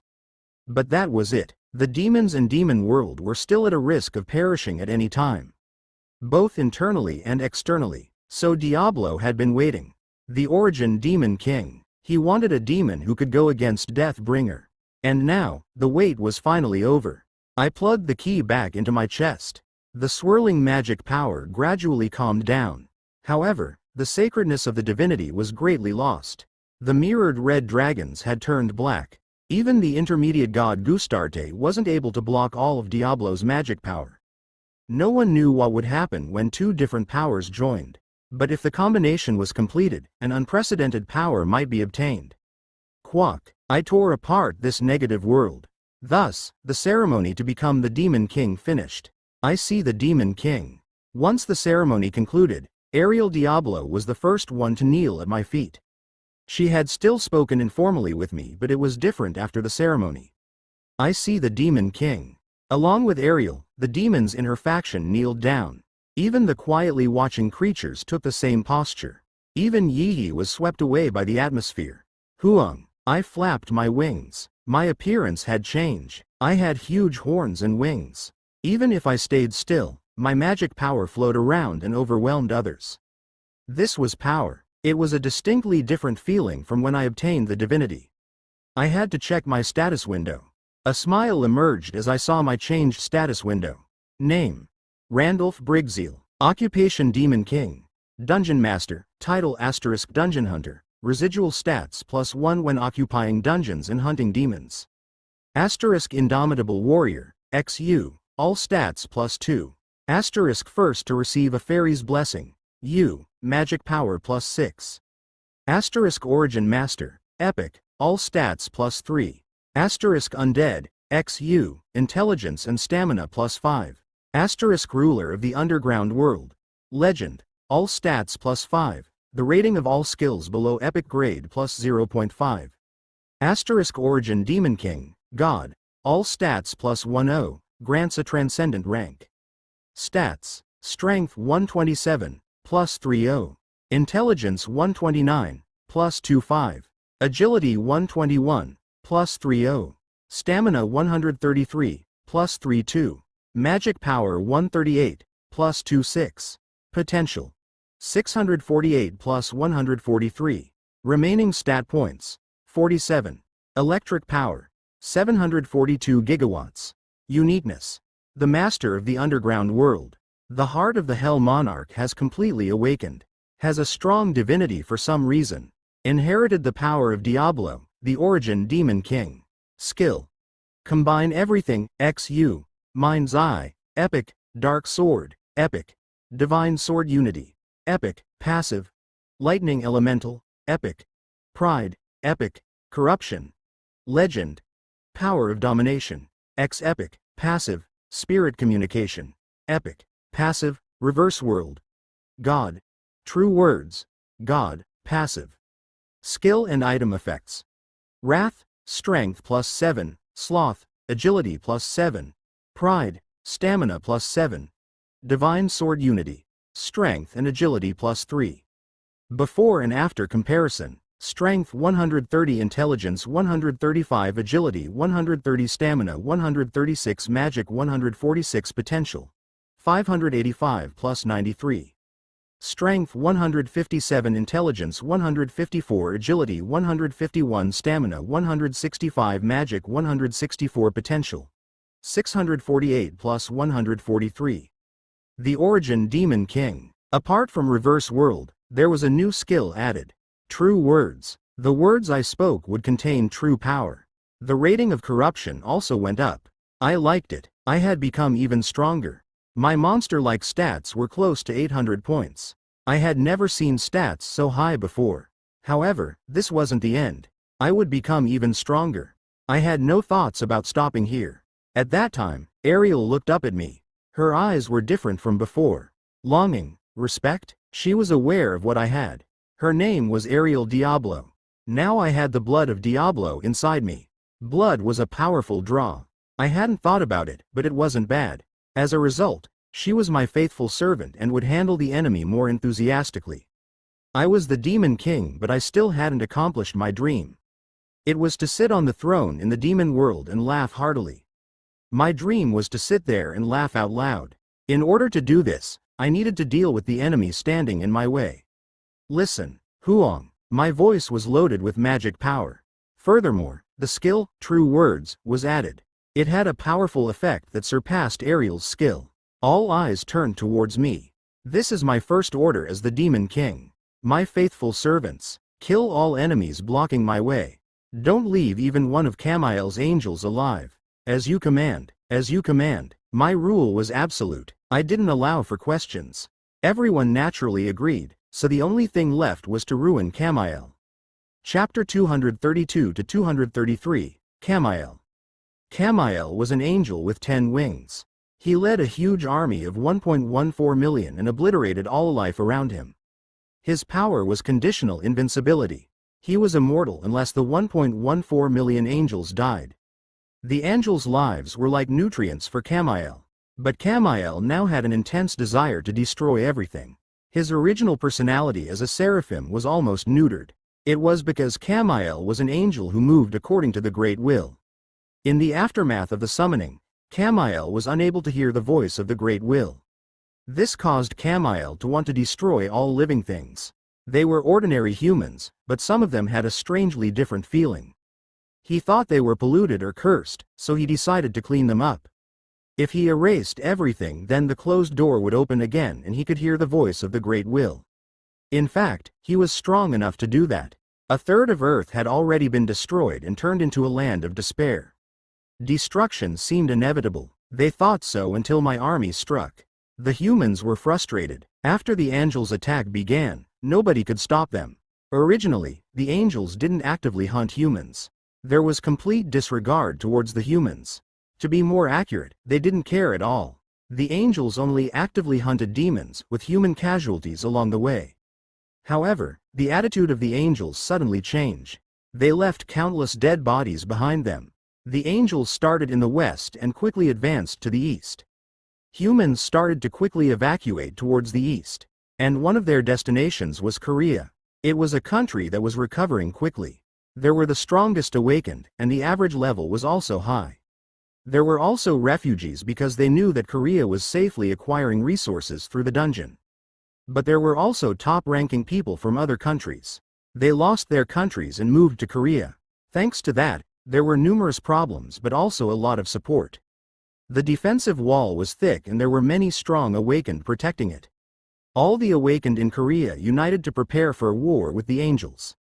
Everyone was united until the world darkened and a series of signs appeared. After the signs, many creatures exited the dungeon.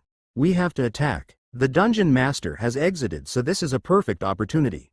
It won't work. Let sleeping dogs lie. We should just watch unless he attacks us. They were divided into two sides and argued fiercely. However, they couldn't come to a conclusion.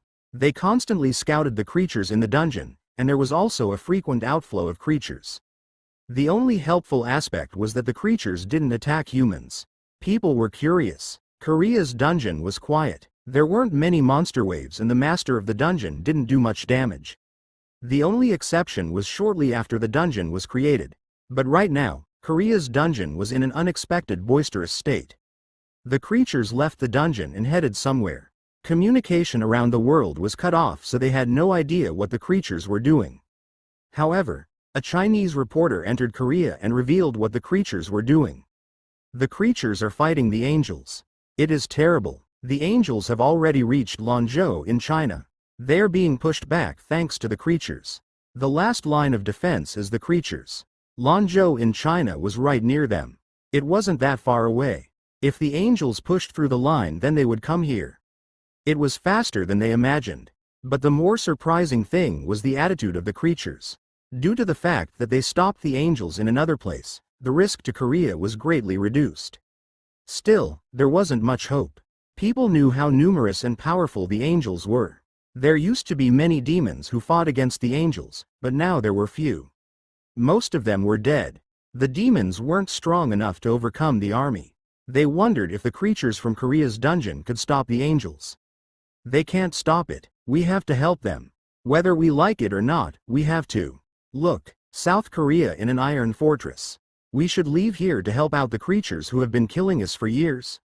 That doesn't make sense. But the reporter's attitude didn't change. Not the creatures. I mean the master of Korea's dungeon. Originally, I thought the demon of Korea's dungeon was a dark elf. But that isn't the case. He is the king of the demons. A demon king. A monster who can annihilate tens of thousands of creatures alone. More powerful than any demon I've ever seen. You shouldn't deny him. We should strike him while he is distracted by the angels. The reporter closed his eyes and shook as he recalled it. The demons have a king? If so, isn't he our true enemy? The majority of the awakened opposed this. Their voices became increasingly louder. There weren't many who took the side of the reporter. It is a necessary evil. Demons have sought to annihilate humans, but the king of the demons doesn't intend to do that. If the reporter's words are true, he would have been able to sweep away Korea at any time. We have to choose. Will we choose to live with evil or meet our end here? In fact, everyone had doubts. Master of the Korean dungeon. He was different from other demons. He didn't try to wipe out the humans. He just threatened them once in a while. On the other hand, the angels were different from the stories. They unconditionally hit everyone. Like ants being stepped on, humans were indiscriminately massacred. In the end, the choice was put to one person. Edward Windsor. And Yoo Eun-hai. Edward was the king, but Yoo Eun-hai practically managed Korea. Edward was young while Yoo Eun-hai had many experiences. It wasn't an exaggeration to say that Yoo Eun-hai was the one making the decision. Like expected, Yoo Eun-hai opened her mouth. Send out a group to strike at the angels. The damage will be minimized if we stop them out there instead of allowing them to reach here. Should we help the demon? No, I will be honest. I want to live. We have survived to this day, accumulating a lot of strength and hope. However, it still isn't enough. We need time. If we die, then we won't be able to do anything. Our deaths will be the end of humanity. We are humanity's last hope. Wanting to live. The power of those words was great. There were many weak people here. But they had hope for the future. It would be risky to fight here where the weak could be trampled on. So before that, those with power had to stop the enemies. Yoo Eun-hai moved the people's hearts and added one more thing. I will send a message to the countries with governments still remaining to attack the angels. No, I will make sure that they participate. This fight, it is humanity's greatest hurdle. Everything will be decided with this fight. Yoo Eun-hai's expression was stiff. Hope was blooming. Everything would be decided in this fight. I used my points and achievement points. It was so that hunting the angels would be as efficient as possible. There were too many angels for me to handle. I couldn't hunt 1.14 million angels alone. Number of angels remaining. 371,332. This was recognized as a quest, so the remaining number of angels floated nicely in front of me. More than 1 million angels were hunted by creatures in a fortnight. My points started to dry up as they couldn't keep up with the respawning of creatures. Camiel has started to move. More than anything, Camiel was the problem. I aimed at him immediately after the angel hunt started. I was curious to see if his invincibility could keep up against my strikes. And I concluded that it could. There was a transparent membrane that blocked all my attacks. Nothing got through. It was a skill that invalidated all attacks. There were conditions, but the power was real. I had no choice but to go out and hunt the angels. But it was a bit lacking. Time was finite. I had limits alone. So if the humans wanted to destroy my dungeon, then I would have difficulties. So I had to finish it before that. It would have been easy if I had more to spare, but Ariel and her demons were lacking strength. The troops are in a sorry state. Besides, the angels weren't stupid. They realized they couldn't stop me and started avoiding me. They could freely fly around because they had no homes. As a result, my troops received a heavy blow. In particular, Camiel was too strong. There were no demons or creatures who could stop him. Ariel Diablo? Well, I wasn't able to judge her. I'll have to go out directly. Tisk. I clicked my tongue. Time was dragging out. I had to pray that the demons and creatures wiped out all the angels while I was distracting Commute. Once all the angels were gone, the barrier would disappear and I could end Commute. My magic power seemed infinite at first glance, but it wasn't. So it was a fight against time. It can't be helped. I raised wrath and the Emperor's sword. It seemed inevitable now. Commute was huge. He seemed to be 5 meters large. That was tall. Of course, he was much smaller than the seraphim I previously saw. That seraphim resembled a giant planet. In contrast, Commute was life. He looked around nonchalantly while holding a spear. Of course, there was a great deal of destruction in the vicinity around him. Commute turned towards me when I showed up. It was humiliating as I already attacked him once, but I couldn't avoid him now. It would be tough to kill all the angels if Commute killed the creatures. My glance moved to the side where a message was constantly floating. Number of angels remaining: 271,994. Based on the rate of progress, it would take another week. And I was planning to grab onto Commute during that period. Let's see who will last. Seraphim Commute. Commute was silent. He just raised his spear. Quack. The spear was thrown and instantly appeared in front of me. The spear had jumped through space and quickly aimed at my forehead. Quang. However, I had already expected it. I wasn't stupid enough to receive it. I had covered my 2 swords with Dark Sword, Lightning God and Pride's Flames. Kung. I jumped forward before he could react and stabbed out. But the thin shield stayed firm.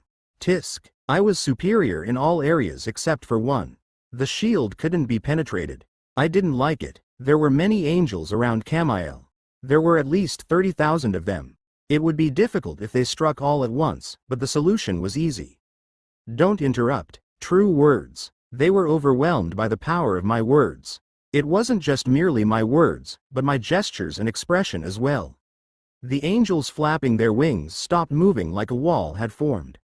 100,000 angels were just standing in place. I glanced at Commute, but the transparent shield meant he wasn't affected. That power is a problem. True words didn't have a shortage of power. But Commute's shield also had its own strength. It was rare for a protective shield to be able to block the area involving the power of words. Once Commute's shield was gone, he would no longer be my opponent. I have to wait for the angels to be removed. At the same time, numerous angels gathered around Commute. I decided to get rid of those angels while dealing with Commute at the same time. Walk. Pride's flames filled the whole sky. It would take too long to kill each one separately with a sword. Suong. Dark Sword extended. Once Dark Sword grew to 200 meters in length, I wielded it like a whip and every angel it touched was disintegrated.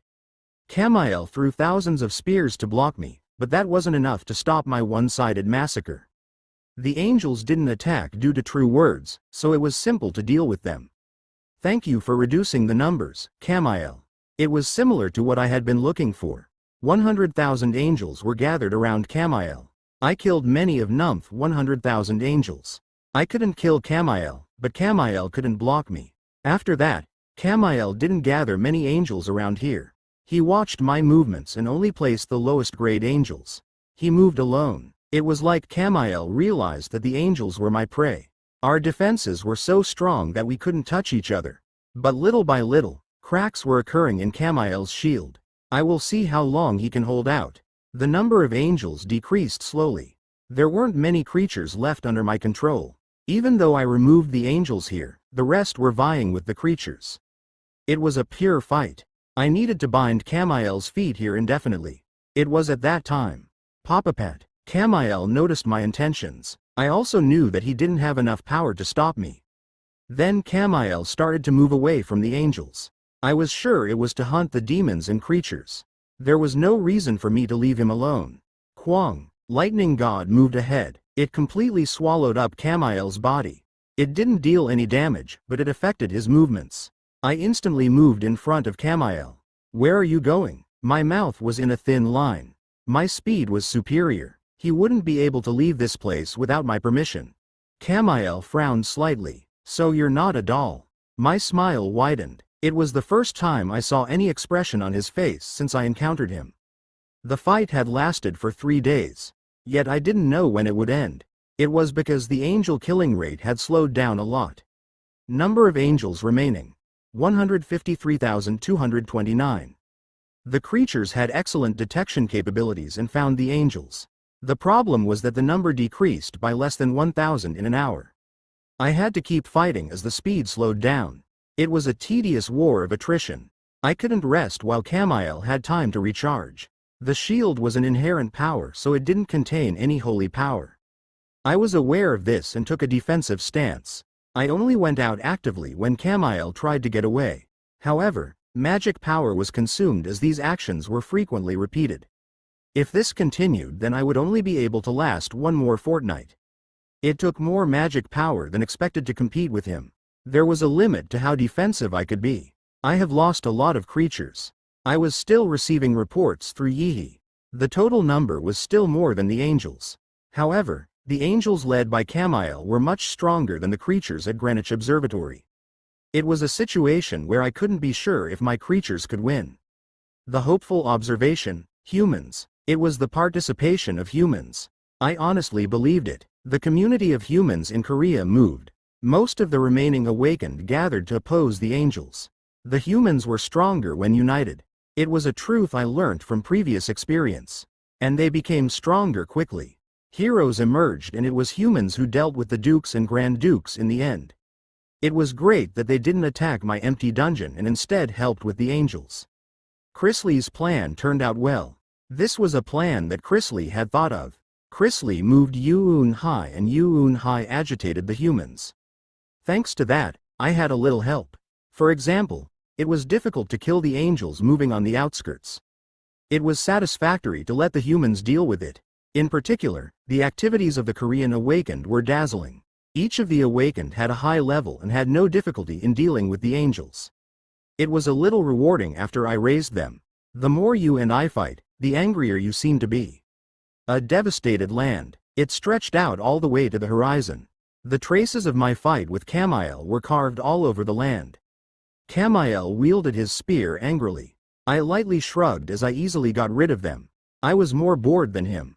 The 7th day, Commute started to change his behavior. He acted like he wanted to get away from this boring war of attrition. He decided to move while ignoring me. But I wasn't going to let him go. The strikes caused him to flinch and pause. I set up a wall with pride's flames and used power of domination. In addition, my true words weren't broken at all. Stop. It wasn't an offensive ability, so it had some effect. The duration wasn't long, but it was enough to bind his feet.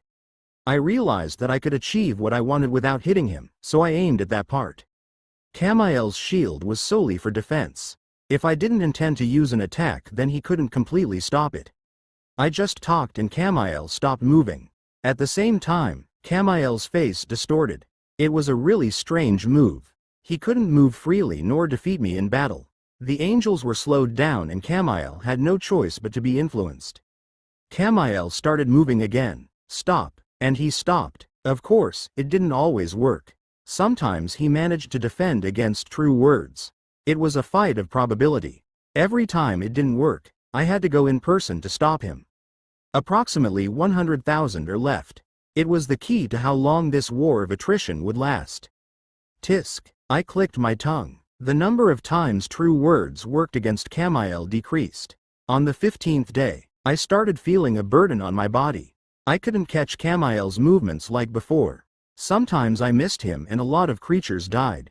I gritted my teeth. I bought more with the points I earned, but the creatures died much faster. There were only 40,000 creatures left. On the other hand, there were 20,000 angels remaining. The number was now only decreasing by 300 to 400 every day. If this continued, I would be defeated. If I lost all my creatures and dungeon, then I would have nothing left to supplement me. Master Gaparam has made a large quantity of homunculi. They are specialized in hunting angels. Although they have a short lifespan, he learned about angels while studying Gustarte. Yihihi. A communication suddenly came from Yihi.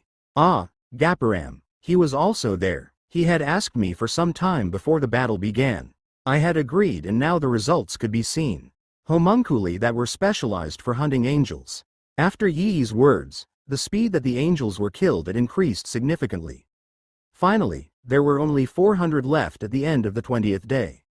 But it was hard for the number to decrease once it reached 400. Hiding. They needed to be eliminated one by one. Camiel felt the danger and scattered the angels across the world. If he could drag out the time, then it would be his victory. 21st day. There were 350 remaining. 22nd day. 270 left. At the end of the 25th day, there were 10 angels alive. But I needed to leave some magic power behind in order to kill Camiel. I would soon reach my limit. I was walking a thin line. And on the 28th day, number of angels remaining. 1. The one remaining angel hadn't been killed yet. While Camiel escaped once more, the demons and creatures hastily searched for the remaining angel. Yu Hai led 300 awakened to fight the angels. At first, there were 1,000 of them. However, this was the number remaining after 1 month. She was able to have this many people left because of her intelligence. I don't see any angels. Are they all wiped out? An awakened next to Yu Hai asked. But Yu Hai firmly shook her head. There are still some left. It is obvious. Tell the other troops. Search around carefully. The different awakened parties had scattered across the world. However, news came that angels hadn't been found for a few days. Everyone thought it was over. They became more relaxed. However, Yu Hai knew that it wasn't over. Kung, Quarurung. A huge sound came from far away. How terrible. A fight involving the Demon King. It was the sound of fighting between the strongest angel and the Demon King. Even though the distance was very far away, the sound of them fighting could be heard. The world was locked in darkness and light repeatedly leaked out. If humans saw that fight, then they would realize how small they were. Here, the last angel. It was at that time. An awakened shouted loudly. This place was near Pandemonium's dungeon. It was filled with the corpses of many creatures. It was where Camiel was summoned. No one had thought of approaching this area. The stench of rotting corpses was a good enough reason. Yet a small light was coming from Pandemonium's corpse. The light was clearly an angel. You hid well. The last angel. When Camiel killed Pandemonium, it was obvious that he secretly hid an angel in the corpse. It was preparation for this situation. However, the body decayed and the light eventually leaked out. It was correct. A very small angel was hiding inside the corpse. Yu Hai spoke slowly as she watched it. Get rid of it. Finally, I smiled with satisfaction. The number of remaining angels finally reached 0. At the same time, the protective shield gradually faded away. Soon Camiel was naked. His expression was shocked. His face reddened. Was he not going to accept his defeat? Camiel. Now I will finish this. I unleashed all my stored magic power. It was magic power that I placed in reserve after some calculations. Huang. A strong storm blew. Pride's flames set up endless barriers. Only Camiel was left. Chapter 234 to 235, Demon World. Camiel was caught. The powerless angel was no longer my opponent. I wasn't completely fine, but the 1-month battle finally came to an end. However, I didn't get rid of Camiel. I found a way to use him. I can absorb him like Gustarte. I had once absorbed divinity. Thanks to that, I got more than I expected. Of course, it wasn't entirely arbitrary, but I could become a monster if I absorbed Camiel. It was impossible if I was just a transcendent person. Even if I succeeded in absorbing him, the body wouldn't survive and would explode. This was true even if my body had been reconstructed several times. However, I had the key to balance. There were still some vacant spots. I hadn't reached my limits. It was clear that I could become stronger. Greed. I grabbed a stone made of the fake greed. The 7 sins were aimed at the gods and could trap them. Greed was suitable for what I intended. I nodded. Greed needed to eat in order to absorb something. But this was a fake. A skill wasn't generated when I obtained it. The 7 sins were held by the Dark Spirit King. However, that didn't mean there was no way. I used my remaining points to buy all skills related to absorption or digestion from the store of all things in the achievements store. Combine everything. It was a universal skill that could combine everything. After that, I tried to combine skills as well as the stone of the fake greed. Of course, this was risky behavior. Once created, the skill couldn't be deleted even if it wasn't good. If a debuff skill was created, then it would be a dilemma. In my previous life, there was an incident where Duke Depella did something similar. But I was different. Reverse world. I used this skill for the first time. Then the tattoo on my left hand started to shine. Please select a skill to enhance. It was a no-brainer. Mind's Eye. The dragon swallowing a mirror blinked. Mind's Eye, epic, has been upgraded to God's Eyes, demigod. Huang. The light turned off. Before long, my view of the world started to change. God's Eyes. An absolute power overlooking all things. My eyes looked around at the surroundings. Just by watching, I was able to see when the rocks were created and how they had survived the traces of time. My eyes didn't perfectly track the past, but the important events were played. I had a blank expression of surprise on my face. I hadn't expected Mind's Eye to change to this. The rating had increased and many things could now be seen. I raised my head. The celestial door was still in the sky. However, this time I noticed a giant eye in the door that I hadn't seen before. The giant eye was watching the ground. To be exact, it was staring at me. The celestial world's eyes. I immediately flew into the sky. Once I reached the celestial door, I faced the giant eye. Are you searching for the summoned Camael? Or are you spying on me? Will it be detrimental to the heavenly world? At that moment, the huge eyes split apart. Thousands, no tens of thousands of eyes were watching me at once. I just laughed. This is scarier than I thought. I can't move now that I know this. What to do? This was Deathbringer's plot. Maybe the eye had been there since the first angels were summoned. If the eye had been watching the ground since that time, then it wouldn't realize Deathbringer's ruse. But it didn't show any movements. I didn't know if it was because the eye thought that Earth had nothing to do with it or because the celestial world was in the sky. It was clear that the celestial king was a considerable coward. Continue to watch, but you will have to look from the sidelines. If you jump into my fight, then I will immediately destroy your celestial world. I promise. Kuuong. I knocked on the celestial door with magic power. I knew it wouldn't open, but I didn't like that it had been secretly watching the ground. I would rather it stay as a bystander for the rest of its life. Unless it was forcibly summoned like Camael. Otherwise I would thoroughly break it down.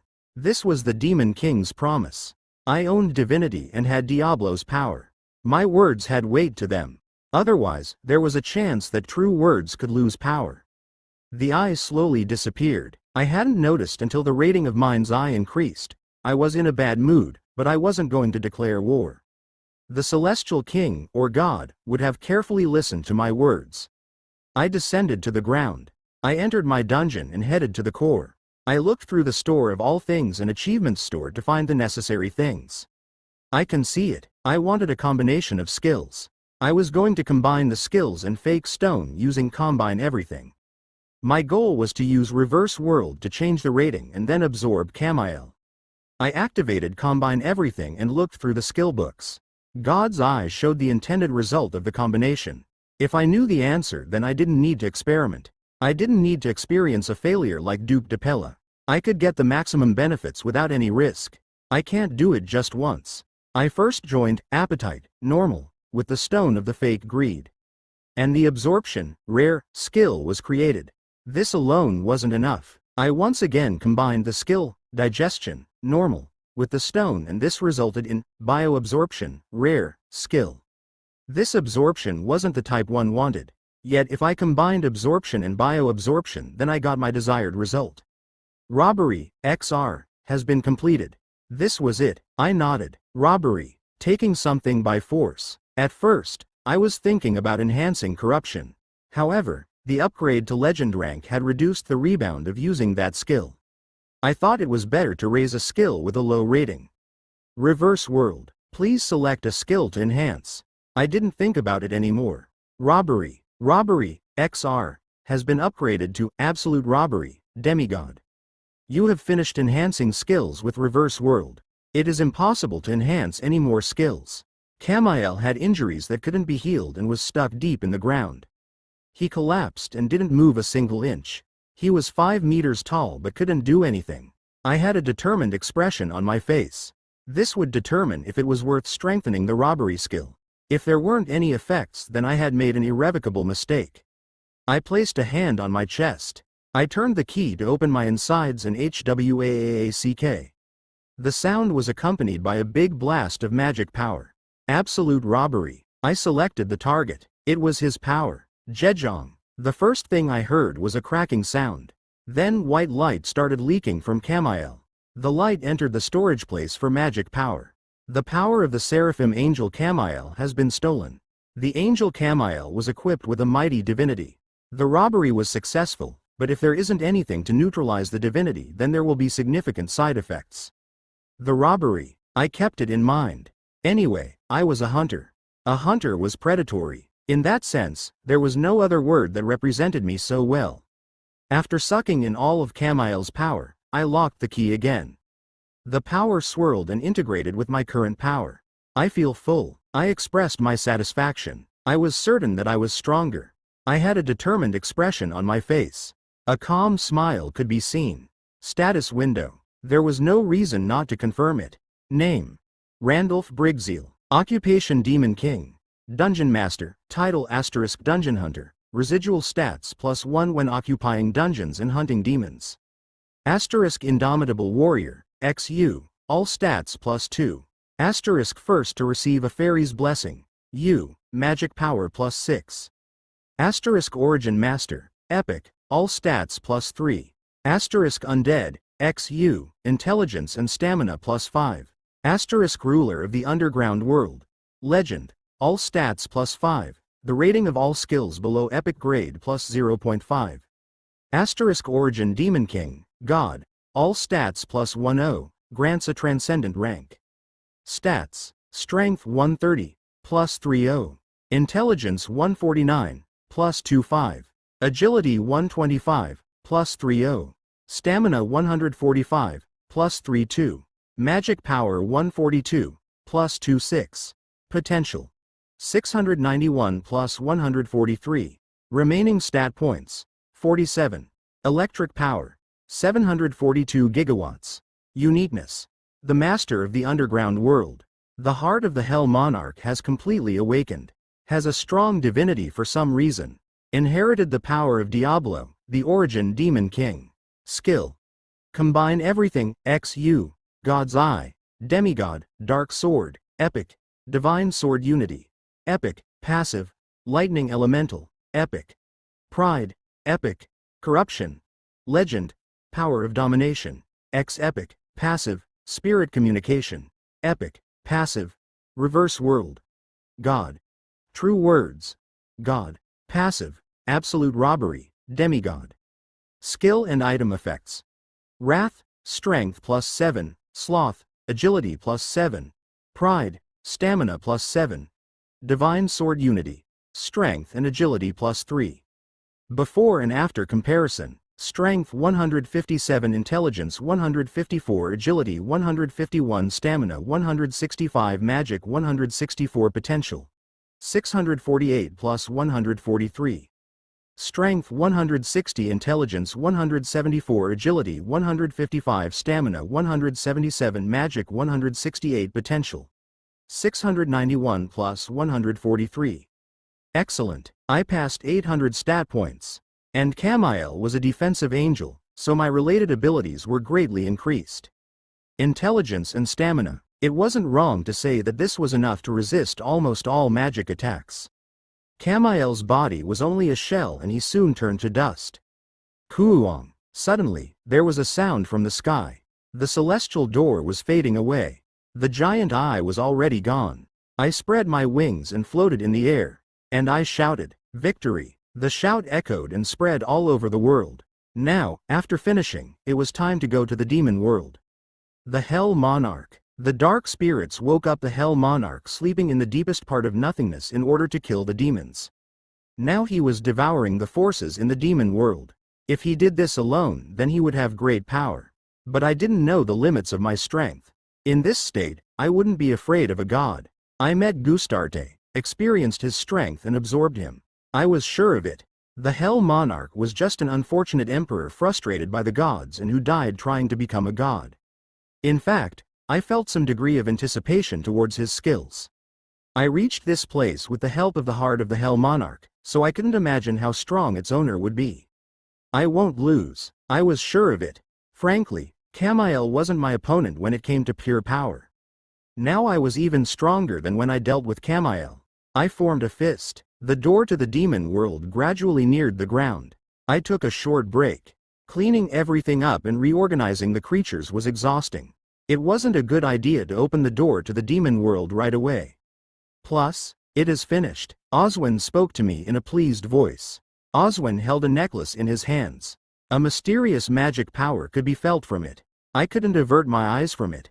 I stared at it with God's eyes. Soon, detailed information about the necklace surfaced. Name: Pharma's necklace, 10 out of 10. Description: a necklace that protects users from certain curses. It will be destroyed after blocking 10 curses. List of curses that it defends against: Pain, Ice Crystal, Doll's Expression, Golem's Soul, Soul Destroyer, Destructive Humanity, Flames of the Soul, Curse of Thorns, Knight's Curse, Divine Suffering. The list included countless curses. There were many that I didn't know. This is to protect me against the Hell Monarch? That's right, I designed it to stop all the curses that the Hell Monarch might use. He was full of pride. I shook my head and asked, the Hell Monarch knows how to use these curses? Yes, he immersed himself in it and studied curses very hard in his later years. His learning speed was at the level of the gods. He isn't a shaman. It was amazing. There were at least 100 curses on the list. It was almost impossible for one person to know how to use so many curses proficiently. The Hell Monarch wasn't someone famous for using curses. He was a genius of swordsmanship and a master of demonic magic. In short, he was a magic swordsman. I was sure that he would be difficult to deal with even with the curses not affecting me. Your Majesty's body can't be affected by curses. Most of the curses on the list won't work. But you should wear it just in case. I had 174 points in intelligence. Curses couldn't harm me. I had commanded Oswin to make it before I knew that. But Oswin didn't seem to care. He has a great grudge against the Hell Monarch. Oswin was originally a human. He was a good blacksmith who liked fire. Then one day, the Hell Monarch came and forced him to make the 7 sins. But that wasn't the end. He was dragged to the underground world and lost his original appearance. It was natural for him to hold a grudge. The evidence was that Oswin's eyes were burning with anger. Thank you. The advice of one's subordinates. It wasn't bad. It will clearly be helpful. I hope so. I turned away after putting on the necklace. I stood at the top of my dungeon and stared down at the ground. I had almost fulfilled the promise with the gods. They returned me to Earth in exchange for Earth and the lives of the humans. Although many humans died, they still survived and continued to grow together. This was the strength of humans. It was similar to a cockroach, but I liked that persistence. It was similar to me. I wouldn't have reached this position if I wasn't greedy and hadn't stopped until the end. In any case, humans were strong. They would become stronger and stronger until the glory of the past was restored. If I left this place, then Earth would be safe.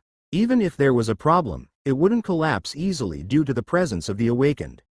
It had already been 50 days since I absorbed Camael. There was nothing more I had to do on Earth. Everything was finished, so it was pointless to waste any more time. I still hadn't received the message that the demon world had been occupied. I couldn't give him time to completely conquer the demon world. It was almost time, so he wouldn't have expected someone else to come from behind him. I returned to the dungeon. There were numerous creatures gathered near the core. Chrysley and Ariel were at the forefront. I opened my mouth without hesitation. We will travel to the demon world. The demon world. They were nostalgic words. I raised my hands. An invisible line connected to the demon world door was always following me. I tugged on the line. Soon, the gigantic door in the sky opened and a huge crack appeared in front of me. The crack turned into a magic circle. I moved my feet first. Everyone started moving behind me. A strong smell pierced my nose. There were corpses scattered all over the place. A purple sky and crows crying. 3 moons floated in the sky. The demon world. I immediately knew that I had arrived in the demon world. There was no way I couldn't know. This was the place where I was born and grew up. Everything was different from Earth. I need to head to the center. The surrounding terrain was familiar. The Demon King's castle wasn't far from there. The 4 Grand Dukes occupied the north, south, east and west around the Demon King's castle. But there was also a deep smell of death. The demon world was always at war and there was no day where blood didn't flow. The number of demons who died in battle couldn't be counted. Nevertheless, the smell of death had never been this severe. The loser usually died and the winner survived. This degree wasn't normal. In particular, it became stronger in the vicinity of the Demon King's castle.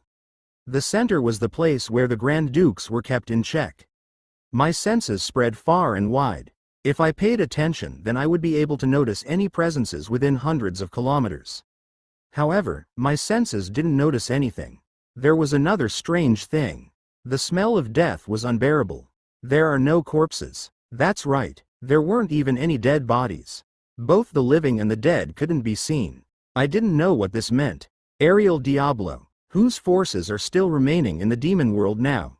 The Hell Monarch hadn't conquered the demon world yet. A message would have popped up if that had happened. In particular, Ariel would have noticed first. Ariel and I respected each other. The power of Diablo dwelled inside me. I would leave her castle intact. Ariel knew how merciful I was being. Ariel bowed her head thankfully and said, "My forces are left. The rest of them have collapsed.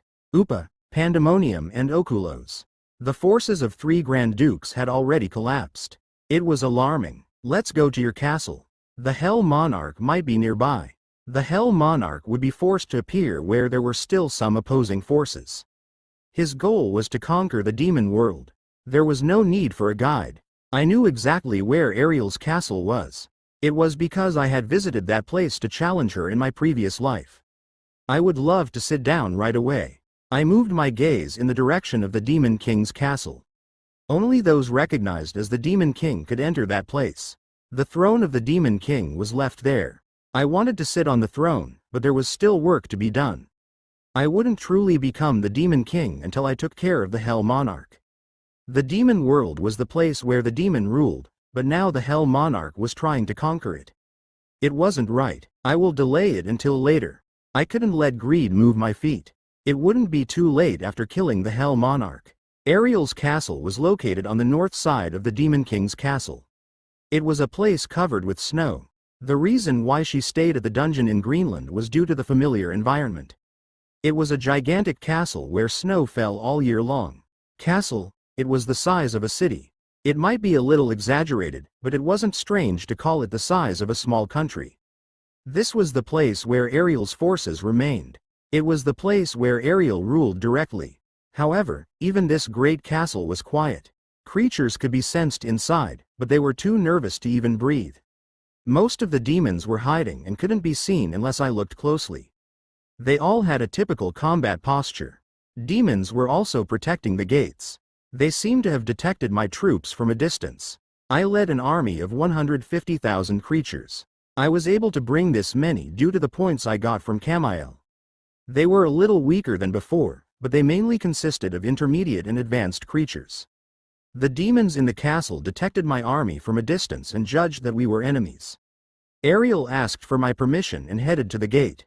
"Open the door. I am Ariel Diablo." Her voice echoed around the gate. Mild magic power infused her voice so there was no way they couldn't hear it. The ears of the demons were 10 times better than humans. Someone appeared at the highest point of the gate. It was an old demon with a short beard and wearing armor. "Is it really Ariel? Can't you see the horns? If you don't open the door right now, then you won't be able to avoid censure." Ariel raised her chin as she replied. She was the original owner of this place. Ariel's subordinates followed her loyally so they should open the door right away.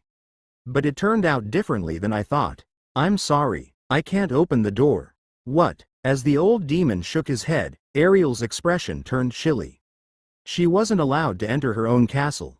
What did this mean? Despite being defeated in the game to become a demon king, Ariel was still a Grand Duke. This might be a ploy of the Hell Monarch. My choice might destroy this castle, so I have to be careful. The old demon persevered. "Sassin, don't you even know your master? I will break down this gate and kill you all." Ariel's long horns trembled. She took out an ivory sword and covered it with chaos. Ariel's patented skill. It was a skill that only she could use. That should have been enough proof, but the old demon was stubborn. "Then take off all your clothes and turn around. I will see if there is the Hell Monarch's scar." If I use magical measures and my opinion is wrong, then I am willing to offer my neck." "This cowardly bastard," Ariel growled. Her followers always acted like knights towards her. But this was the last straw. Besides, I was here. I didn't give her permission to move. This was also her castle. She didn't want to damage it. Ariel's eyes turned towards me. I shook my head and said, "Do it." Ariel had great ambitions, so she promptly responded. She respected me and obeyed without protest. Chapter 236 to 237, Hell Monarch. After our innocence was proven, we could safely step into the castle. The old demon Sasson offered his head, but I didn't take it. He was the one who ruled this castle instead of the Hell Monarch. There was a lot of information I didn't know, so it wouldn't be good if the commander changed suddenly. When the Hell Monarch first appeared in this place, he was alone. A spacious room. It was a large room that reminded me of a plaza. There were a lot of luxurious tables, chandeliers, etc., as well as high-quality food. Sasson quietly kneeled down and proceeded to tell the story. He was on the ground due to his sin. However, his army increased in size as time passed. All the demons he killed became his puppets. Although the White Knights found him, the power of the Hell Monarch exceeded our imagination and we lost an important power. I wasn't even aware of this fact until the White Knights became an enemy. Sasson hit his head against the ground. He felt regret about not knowing sooner, but it wouldn't have changed the situation. Ariel sat in her seat and didn't move. Only the main demons could enter this banquet hall. I sat in the most prominent position with Ariel beside me. As the deep silence continued, Sasson kept talking. The ones who became puppets of the Hell Monarch only follow his words. The amazing thing is that the puppets still maintain their own personalities. He is able to use magic freely while wielding a sword. In some cases, they pretended to be allies and completely decimated the bases. We have to distrust everything. They had no choice. It was a situation where they didn't know who was the enemy. Their smiling allies could stab them from behind. They couldn't trust anyone. In such a situation, a proper war couldn't happen. It wasn't a coincidence that all of the Grand Duke's troops were wiped out except for this place. His army is growing so big that no one can resist. How many? 3 million, that is the lowest estimate. Huh. Ariel breathed out heavily. 3 million? That was the number if all of the Grand Duke's troops were combined. It meant that those killed by the Hell Monarch's puppets were also changed. I didn't think that the Hell Monarch could wipe out a large army of 3 million enemies alone. It was the same if he killed or his army did. Who would be able to deal with it? The soldiers lost their will to fight. An invitation to a place of death. I remembered Greenwich Observatory. At that time, all the Grand Dukes except for me received a special quest to go to the demon world. It was clear what would have happened if they reached the demon world. They wouldn't have been able to win. My army this time was no exception. Still, Ariel has returned, so the morale of the soldiers is soaring to the sky. The knights are also motivated. I am not the master of the castle now, Ariel said strictly. Perhaps Sasson might have already noticed. I was just listening with my arms folded. Yet he always paid attention to me. Sasson, raise your head. Ariel ordered once again. Then Sasson slowly lifted his head. Ariel glared at him coldly and declared, "Randolph Brigzeal, he carries the name of the Demon King. Remember this, Demon King. I am glad to meet you." Sasson knelt in front of me. This was my position. It was a position that wouldn't change for a very long time. I would be Ariel's eternal master. Her subordinate's loyalty was unchanged, but the ruler of this place had shifted. There were also the creatures following me. Sasson was forced to face the reality that Ariel was defeated in the war to become the Demon King. The number of troops inside the castle was 300,000. Including my creatures, there were 450,000. A sufficient number. Quite a large number of troops were stockpiled. It was proof of Sasson's exceptional abilities. But it was also true that it was troublesome. The demons and creatures were likely to become obstacles. Your Majesty, just leave it to me. Oswin came out once again. Oswin pulled out a small mirror. One of the Hell Monarch's curses is to keep the dead moving. This mirror of truth can stop the curse from spreading to our troops like a contagion. Isn't this too small? I asked. A small hand mirror didn't seem capable of stopping a curse. Oswin nodded like he agreed. I can make it bigger. I just need enough time and materials. Ariel interrupted. All the magic materials required are available. But time is the problem. The army of the Hell Monarch is nearing. A week. Please endure for that time. Of course, it won't end even after I finish the mirror. The mirror must be protected. If it breaks, then the curse will be triggered and spread again. Can't you solve the curse? It is possible, but it is a matter of efficiency. It can't be done in a week. Even if I had 10 other people at my level, it would take me 3 months. You have to create the mirror. Ariel also realized the reality. By this time, she had realized that Oswin was the great blacksmith. Oswin, the Twilight blacksmith. Even the gods were jealous of his techniques, so there was no one at a similar level to Oswin. Go ahead, I will buy you 1 week. If my thoughts were correct, it would be possible. I will follow. Me too. Ariel and Chrisley both came forward. I shook my head. I will go alone. Don't you two have something to do? They were embarrassed as they realized.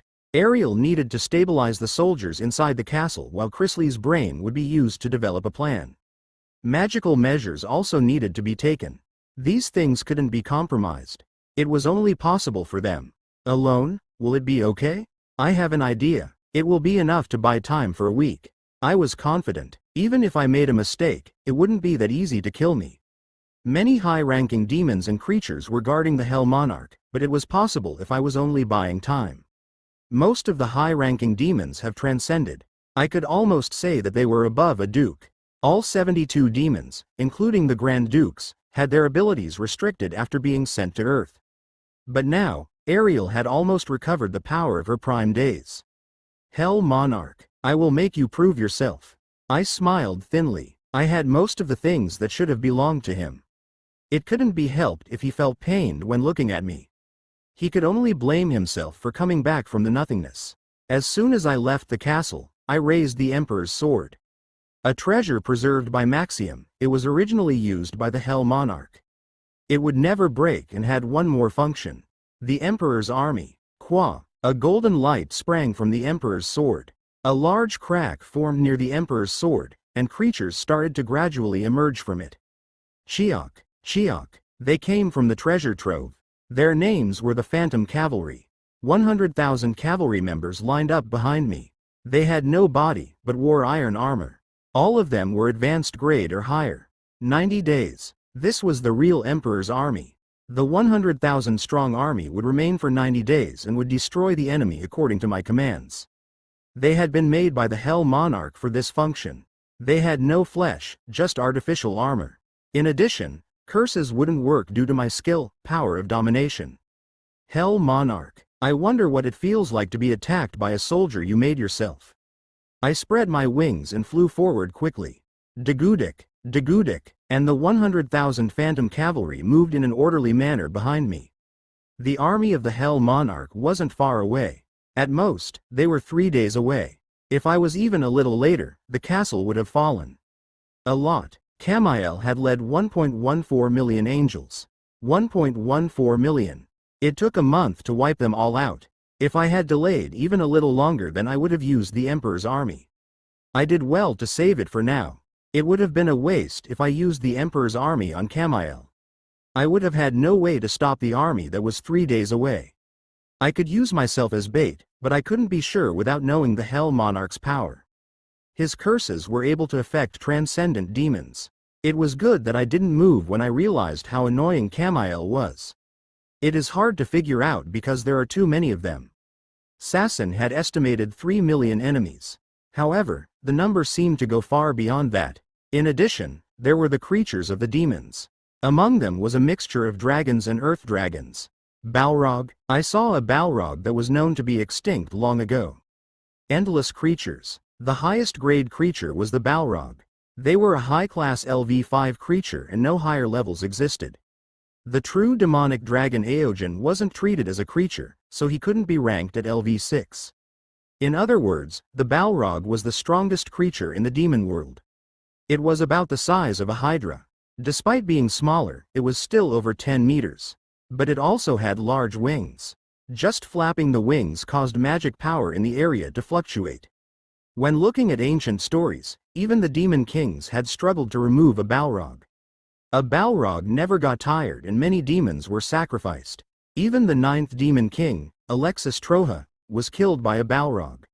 Like Aogen, the Balrog surpassed general creatures by an unimaginable amount. The appearance of the Balrog who killed the Demon King was described in detail. The name, Rogugen. I frowned. Rogugen's description in the literature was very similar to the Balrog that I could see now. Except for the right wing, everything else was the same. It came from the nothingness. It seemed like the Hell Monarch wasn't the only one who came back from the nothingness. The Phantom Cavalry didn't engage in a full-scale war with the enemy. It was an insurmountable wall of creatures, so it was foolish to run at them from the front. They quickly hid and retreated, steadily buying some time. Common demons and creatures couldn't survive the swords wielded by the Phantom Cavalry. If there was a strong enemy, then I came out and minimized the damage. The enemy is moving faster. Why? It was simple. The Hell Monarch had realized the existence of the Phantom Cavalry. The soldiers he had created were now appearing as enemies, so he was angry. He won't come directly. It was a little disappointing. If the Hell Monarch came out for the Phantom Cavalry, then I would have a chance to strike. It would be difficult if he kept moving behind the 3 million troops. It was best to just buy time. I was only able to win against Contigonam by using corruption. I'm not the same as I was at that time, but Rogugen is something that came from the deepest parts of the nothingness. There are many differences. It was on a completely different level. Thanks to God's eyes, I could see that Rogugen was much stronger than Contigonam. A total of 721 stat points. Indeed, a Demon King Slayer. Something far beyond normal creatures. An exceptional Balrog who had managed to kill a Demon King. At that time, it was able to absorb some strength from the Demon King it killed. I wasn't disturbed by the simple numerical comparison. There was a difference of over 100 points. If I went against him, then I would be able to win with no difficulty. But then I would have to give up on buying time. The Phantom Cavalry would be surrounded by enemies and 100,000 troops would disappear. I wouldn't be able to block such a large army for 4 days alone. The Hell Monarch isn't my only enemy. The Dark Spirits might try some tricks. I was also worried about Deathbringer. It would be wise to reserve some troops to prepare for another confrontation. Fortunately, Rogugen didn't seem to possess any authority. He was strong in terms of brute force. I need a way to get rid of Rogugen independently. I looked at Rogugen as I directed the Phantom Cavalry. Rogugen floated in the air and calmly watched the Phantom Cavalry. The Balrog are a warlike species. I heard that it was a characteristic of Balrogs to be excited when a battle took place. Was it because it thought there were no enemies? It might not be stimulated by the Phantom Cavalry. The huge creature set me on edge. Something that big and powerful could smash the castle at once. I have no choice but to stimulate it.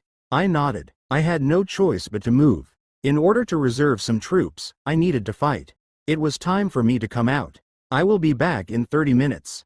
Try not to be surrounded as much as possible. I gave a command to the Phantom Cavalry. 30 minutes. I was sure that I could remove Rogugen in that time. It wasn't difficult to deal with an enemy who came out alone. It was because true words would work to a certain extent on transcendent beings. As long as the Hell Monarch didn't come out with the demons and creatures, I would be able to handle Rogugen. If the Ghost Cavalry stayed safe, then I would be able to continue buying time. I flapped my wings and gazed at the Balrog. Wrath and the Emperor's sword were covered in a dark aura. Then I applied Lightning God and Pride's flames. After my superior magic power was added, it was an extraordinary skill comparable to Ariel's proprietary Abyss sword. As the result of repeated linkage, the skill, Chaotic Blade, Legend, has been learnt. If something was repeated many times, then a skill could be obtained. The odds were slim, so it was unlikely to appear even after thousands of repetitions.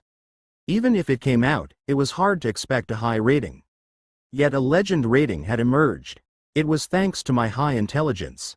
Intelligence played many different roles. It increased magic resistance, familiarity with skills, eliminated the drawbacks when using a skill, and improved mental power. As such, it was possible to rapidly create a skill. It was the first time for me, but it wasn't a bad result. Then the Balrog headed towards me. Huang! It flapped its large wings and instantly appeared before me. I was strong. It noticed the great magic power contained in my swords. The difference in our sizes was evident. But fighting had nothing to do with size. I'll give you a chance. Go back to your original place. A demon king slayer. A historically famous creature. It should be fine for me to face him. The Balrog flapped its wings strongly. Quarurung. Lightning struck me. However, I had a high level of magic resistance. And the Balrog was a magic-using species. The worst mistake. This was why I bet on a quick victory. I received your greeting, Rogujin. Chaotic blade grew longer. The Balrog was a magical species, so it naturally had high resistance. Its physical defense also exceeded imagination. But it was doubtful if its body could withstand my attacks. Now it is your turn to receive my greetings. Quack. My swords penetrated through the lightning. I split Rogujin's body exactly in half. Dozens of demons who were dukes rushed towards me. Stop. I consciously used true words. This skill gave my words power. Even the transcendent couldn't be completely free of this influence. There was only a difference in the duration time. True words was advantageous when dealing with a lot of opponents. And the dukes stopped moving according to my words. However, the duration was extremely short. It only lasted a fraction of the time. Overlapping power. I had experienced this before. It was when I faced Camiel. It overlapped with Camiel's power and didn't have a great effect. This time was the same as well. The demons and creatures were dominated by the Hell Monarch, so they were protected by his power. In particular, the dukes received more protection. I activated God's Eyes. There is a defense with a higher security rating than God's Eyes, Demigod. But thanks to high magic power, 168, 77% of the interpretation has been completed. Guardian's power, God. Destructive humanity, God. Absolute domination, God. Death, God. Song of the Dead. Legend. Curse of Shadows. Legend. Curse of the Mountains, legend. There were 4 huge curses on them. That was why the power of my words hardly had any effect. Besides, I needed to look at the curses hanging on them. It seemed like the Hell Monarch already had the power of a god. How much? I need to be vigilant of a god. The Hell Monarch was a human. He had guardians around him. As far as he was concerned, foreign invasion was impossible.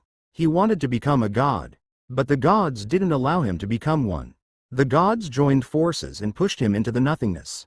He didn't think they would stand still and plan something, but failed. Then the dark spirits pulled him out again. He would have become even stronger. I was sure of it. He was stronger than he was during his days as the Shadow Emperor. The dark spirits would have helped. No, I still didn't understand his power. No matter how godlike a human was, he needed to have his own power. He was passionate about learning curse magic, but endless hours were needed to make it reach this point. He might just be close to a god in relation to curses. Rather, he didn't learn curses that were below a legend rating. The guardian's power was definitely strange, so he must have guardians. Maybe there were even more. God's Eyes had only interpreted 77% of the information. Is he really the Hell Monarch? I wondered. I wanted to determine the truth. Get lost. Pride's flames explosively wrapped around them. As the demons hesitated, I instantly rushed through the air. The army of the Hell Monarch was great. Millions of creatures were lined up for dozens of kilometers. And at the very back, I found a person slowly climbing up the back of a dragon like he was taking a leisurely stroll. I knew who he was as soon as I found him. The figure on the back of the dragon was the Hell Monarch. My heart was jumping wildly. However, my eyes weren't looking at the Hell Monarch. I was looking at the aura around him. It was a scary feeling. It felt like my whole body was stripped bare. I couldn't move. It was like my entire body was in the clutches of a leviathan. I had experienced it once before. Before I went to Earth, the man who made me an offer was emitting that type of magic power. I only felt it very weakly at the time, but now I knew for certain. Deathbringer. Deathbringer was inside the Hell Monarch. That's right, he was the Hell Monarch but wasn't. Deathbringer was wearing the mask of the Hell Monarch. Deathbringer's eyes turned towards me. A thin smile. He was laughing at my arrival. No wonder why it was strange. The Hell Monarch had 4 powers at a god rating. It was possible if he was Deathbringer. The Devil, a god with the highest level of divinity. Among the gods, he was a powerful existence. Even if there were dozens of Gustarts, they wouldn't be able to beat Deathbringer. It must be possession. It was impossible for an immortal to enter the demon world to conquer it. It was the same even when it came to possession. His divinity was lowered. If someone let their guard down, then they could be deprived of their qualifications. Then was it possible because the Hell Monarch came back from the nothingness? I didn't know the details. Maybe it was because he was already like a god himself, so his flesh was able to contain a god. But it wasn't clear. My heart trembled, and the aura around me increased. It was due to Gustarte and Diablo. They both had a serious resentment against Deathbringer. The feelings of anger came back. However, I remained calm. The odds weren't high if I attacked him from the front. Besides, this place was filled with enemies. It was a place where it wouldn't be easy to escape once the fight started. I asked the both of them if there was a way, and they whispered to me. There is a method. Chapter 238 to 240. System. Gustarte and Diablo's method was simple. The system, the best masterpiece created by the devil. It could destroy or cause a failure. The system was perfect and powerful enough to kill other gods. The devil was the best god. It was likely he was aiming for the gods from the beginning. Otherwise the devil wouldn't have built such a system. Saying in other words, there was a high probability that the system contained much of the god's personality or even his essence. If there was a problem with the system, then it would hinder his divinity. It was possible to win if I decreased his divinity a little bit. It would be like dealing with Gustarte, where the problem was finding the system. At the very least, it wasn't in the demon world. If it was in a new world, then I wouldn't be able to do anything. But my mind moved quickly. The first thing that popped up was the dark spirits. Even if they studied the crack, was it possible for them to enter the deepest part of the nothingness so early? I thought it was strange. The cracks had become bigger too quickly. Even if there were samples, the work had proceeded too radically. They had succeeded in cracking open the deepest part of the nothingness. I thought Deathbringer must have helped them. Perhaps there was another cause. I asked Gustarte and Diablo for comments. Then I nodded my head. It was a gamble. Go to the spirit world. I glanced at Deathbringer, who was wearing the mask of the Hell Monarch. He didn't look impatient at all. He appeared certain of his victory. He was confident that he could get rid of me at any time. I thought so as well. No matter how strong I wasn't a supreme god. I was convinced I could defeat the Hell Monarch, but it was a different story if the opponent was Deathbringer. He also knew that I was aware of the Hell Monarch's true identity. God's eyes. Nevertheless, I invoked God's eyes. I needed to make sure. The system was perfect. Even Deathbringer couldn't touch the system. If the status window appeared, it meant that Deathbringer wasn't free of the system. If it didn't, it meant he secured it so that his status window didn't appear. And just as I hoped, a window soon appeared. The power in the target doesn't allow God's eyes, demigod, to function. Name: Hell Monarch, Deathbringer. Occupation: Devil. Title: *Devil, God. * Supreme God, God. * Sublime Existence, God. * Ruler of Death, God. * Defiled Guardian, God. Stats: Strength, Intelligence, Agility, Stamina, Magic Power, Potential, Uniqueness. In a state of possession. However, the possession isn't complete yet. Skill: everything was filled with question marks. But it gave me some assurance against the devil. There were also the devil's additional titles. I couldn't see the status properly due to his power, but at least there was a status window. It was sufficient. Although everything was a question mark, the lines about the uniqueness appeared. I raised the Emperor's sword. The moonlight reflected off it and showed off a radiant beauty. It was originally the Hell Monarch's sword. One of his most loyal servants, Maxium, was in charge of this sword. Maxium acknowledged me as his emperor. He gave me this sword as proof. You are just a fake shadow. Deathbringer sneered at me. But I didn't stop talking.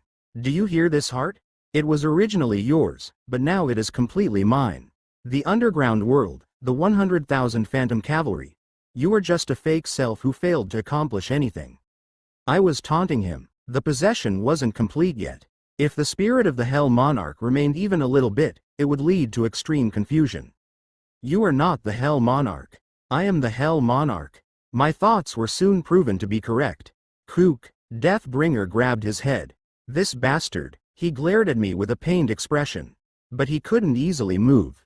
Attacking now could also be a method. However, I gave up as I saw him gradually regain stability. The Hell Monarch couldn't win against Deathbringer. There was only a little resistance. It wasn't much. His spirit would eventually be eaten away. His soul would fade away and his body would belong to Deathbringer. I deployed Chaotic Blade, KWA Kwang. My target wasn't Deathbringer. It was the dragon he was riding. The dragon screamed and Deathbringer fell to the ground. I put away my sword. If Deathbringer completely swallowed the Hell Monarch's spirit, then things would become harder. My actions would only buy a few days at most. In the meantime, I had to go to the spirit world to destroy the system. Deathbringer's condition wasn't normal, so there would be a problem with the enemy's advance. I spread my wings, and I quickly began to return. I had brought everything from the dungeons with me to the demon world. Among them were the items that I previously used to go to the spirit world. I immediately called Oswin. Oswin, who was busy making the mirror, immediately responded to my call. Oswin, can this device allow me to go to the spirit world? It is possible, but work as quickly as possible. I must go to the dark spirit world. A device to open a crack.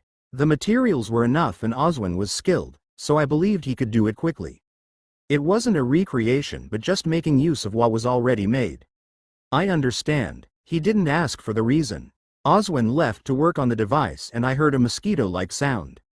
Aster. It was Yeehee. I frowned. Everything was moved except for the dungeon core. This was a completely different world, so I didn't understand how Yeehee came along.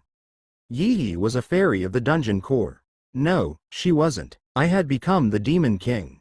Yeehee should have become the ruler of the fairies, so it was right that she could throw away her constraints. But Yeehee still belonged to the dungeon core. Was she rejected, or did she not have enough qualifications? How did you come to the demon world? Yeehee, the power of love. Your job is over. You have an obligation to create a fairy world. Unlike the spirits, the fairies didn't have their own world. But it wasn't right that they disappeared. So the fairies hoped that a ruler would appear to make a world for them. The fairy ruler had that type of power. In fact, it was quite significant. Then Yeehee spoke with a grouchy expression on her face. I don't know, but I felt like I had to come here. Yeehee feels uneasy. The fairy ruler doesn't have the power of foresight. It's not like that. Can't Yeehee just stay here? I touched my jaw. Yeehee was now fully qualified to become ruler of the fairies. There was no harm in allowing her to stay here. Rather, she might be a great help in the war. After finishing my calculations, I opened my mouth. Help the other demons and creatures. Wah, is that so? Yeehee. I knew Master would allow it. Juck. Yeehee stopped looking so moody, kissed my cheek and flew off. It wasn't really obvious, but it seemed like Yeehee had grown a little bit more. I was busy, but I strongly felt like I wouldn't see her for a long time. Immediately after Yeehee left, I started thinking deeply. Spirit world. Frankly, it was a type of gamble. If the dark spirits didn't have the system, then I would suffer a great loss. The war would flow in an adverse way. I would have to face Deathbringer, who became perfect. I'm back. Soon Oswin came carrying the device. Is it possible? Yes. I'll run it right now. Please don't get lost. There was a high chance of getting lost when walking through the crack. In addition, the crack needed to be kept open, so I needed to return as soon as possible. If not, I might become lost in the crack and be destroyed by the presences in the nothingness. Once I was lost, my army wouldn't have the power to deal with the Hell Monarch. I'll go as quickly as possible. The crack was opened. I stepped into the crack. The spirit world was deserted. There were cracks everywhere and sounds of things being destroyed. The dark spirits were fighting with other spirits in numerous cracks. I looked into many of the cracks. Most of the spirit world was devastated. The elemental spirits were killed and the survivors obeyed the dark spirits.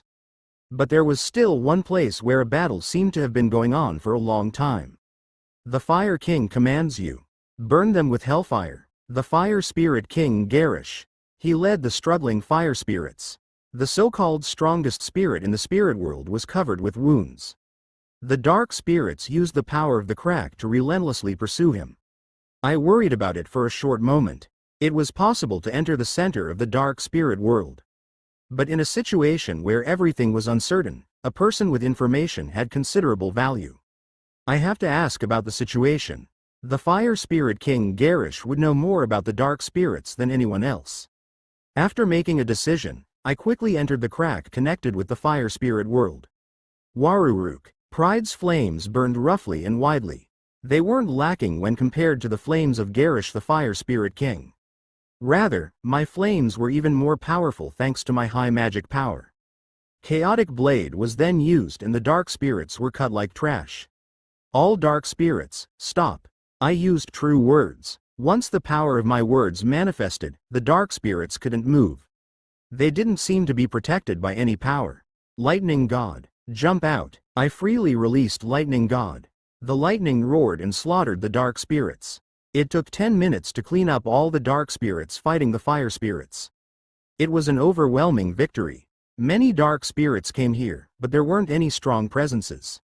And I was hunting my prey. After cleaning everything up, I approached Garish. It has been a while. It seems so. Garish nodded with a puzzled expression. There was a good reason.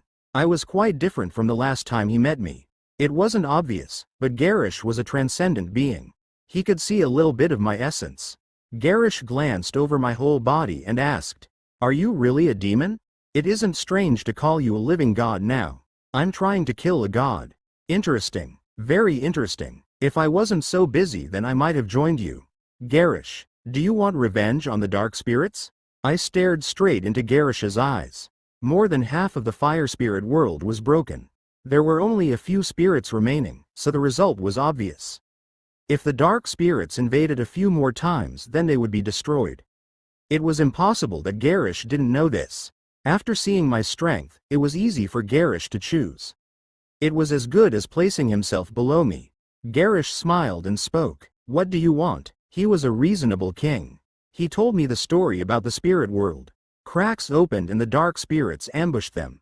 The plan of the dark spirits was amazing. The even more amazing thing was related to Adonis the Dark Spirit King. He broke the balance. Each spiritual world maintains a balance, but he became a madman caught up in destructive desires. If left alone, the spirit world, Garish sighed. The fire he exhaled from his whole body was intense but didn't contain any power. Is there anything else that is strange? Anything is fine. Garish nodded. Yes, we united. The surviving spirits joined forces and headed to the dark spirit world. And we were wiped out. I was the only one to come back. What happened? I don't know. Just, Adonis was impervious to any attacks. An impervious target couldn't be defeated. He seemed like a demigod. Garish's pride didn't allow him to call Adonis a god. Is that the end? You didn't see anything else? Anything else? Something strange. Let's see. I saw a door. Yes, it was a door. A giant door was floating in the sky. It was only a glimpse, but I definitely saw it. A door? The dark spirit world was a place that I knew. The auction was held several times in a castle in the center of the world. But I had never seen a door in the sky. If this door was new then it probably had something to do with the system. Anyway, that's all I can tell you. The dark spirits are strong, have a lot of numbers and Adonis is also powerful. Is there any way to beat them? You don't need to do anything. I spread my wings. If that was the whole story then it was good. I could move without worrying. Time was more important than anything else. If Deathbringer noticed that I was near the system in the dark spirit world, then he would come immediately. I didn't have a lot of time. Right now, the possession was incomplete so he had to concentrate on absorbing the Hell Monarch. You will handle it alone? Garish was filled with admiration. If I return then you will have to open your warehouse. If it depends on coming back, I understand. I will freely open the warehouse. Take what you want. Instead, get rid of those guys and come back. Garish had given up. It was originally meant to be a reward for returning the fire spirits, but the situation had changed. At first glance, he wanted to fight beside me. However, he was obliged to chase the remaining spirits. I headed back to the crack. Lightning quick. I couldn't give them time to notice and prepare something. Everything had to be resolved quickly. The dark spirits were originally merchants. They had raised their strength by relying on the points from the demons. In my previous life, they had waged a war for several decades. But now it took less than 10 years. What was the reason? The crack was just a crack. They might be able to save power through the crack, but it wasn't enough to deal with the whole spirit world so quickly. There had to be a reason why it was possible. The reason, it had to be the system. I entered the crack and emerged in the dark spirit world. I raised my speed so that the dark spirits wouldn't notice. There was no one here to stop me. There were some spirits, but they couldn't see me. In the demon world auction, the demons were overwhelmed because their strength was temporarily sealed by the devil's contract. In fact, the demon world was a much stronger existence. No matter how strong the dark spirits were, my eyes didn't pay attention to them.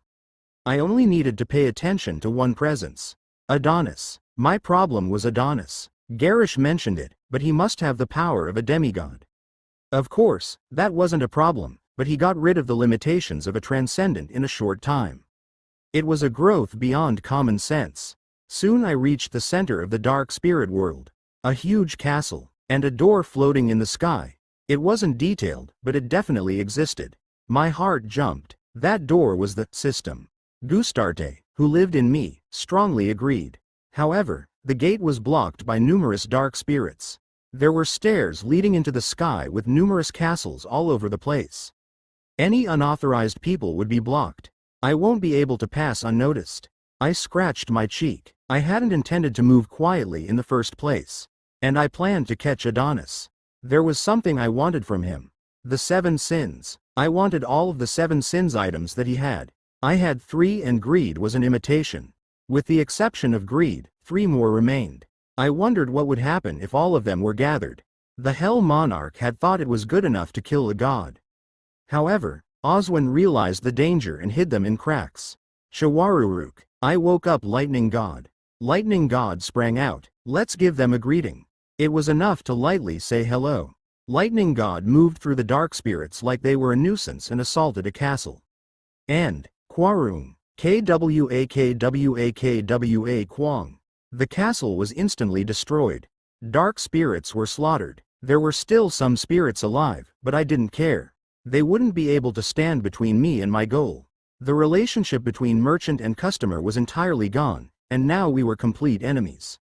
I wasn't nice enough to show mercy to my enemies. I stepped on the dark spirits like they were ants. They couldn't exceed the wall between us. I didn't even need to use any power. I wondered how many I smashed. Randolph Brigzeal, I don't remember sending an invitation to you. Adonis. He appeared wearing a thick black cloak. The griffin-feathered mask and ornaments seemed to have a legend rating. He was pretty fashionable for a dark spirit. Adonis. Give me the things left to you. Left? The rest of the 7 sins and that door. My finger pointed to the sky. A large door. The system was behind it. Adonis scoffed, and then he laughed. You don't have the strength. No, I am asking politely. I'll let you live if you give them to me. The dark spirits used whatever method they could to obtain goods for sale. I did the same. In addition, I had definite proof of a collusion with Deathbringer. It wasn't a lie when I said I would spare him if he gave them to me. It only applied to Adonis. I wouldn't necessarily spare the other dark spirits. Of course, Adonis wouldn't give them to me nicely. Despite getting power from somewhere, I will grant your wish to die. I didn't want information to be exchanged between Adonis and Deathbringer. Adonis wasn't able to predict just how strong I had become. The relationship itself between Deathbringer and Adonis was strange. Adonis was given the system while Deathbringer took over the Hell Monarch's body.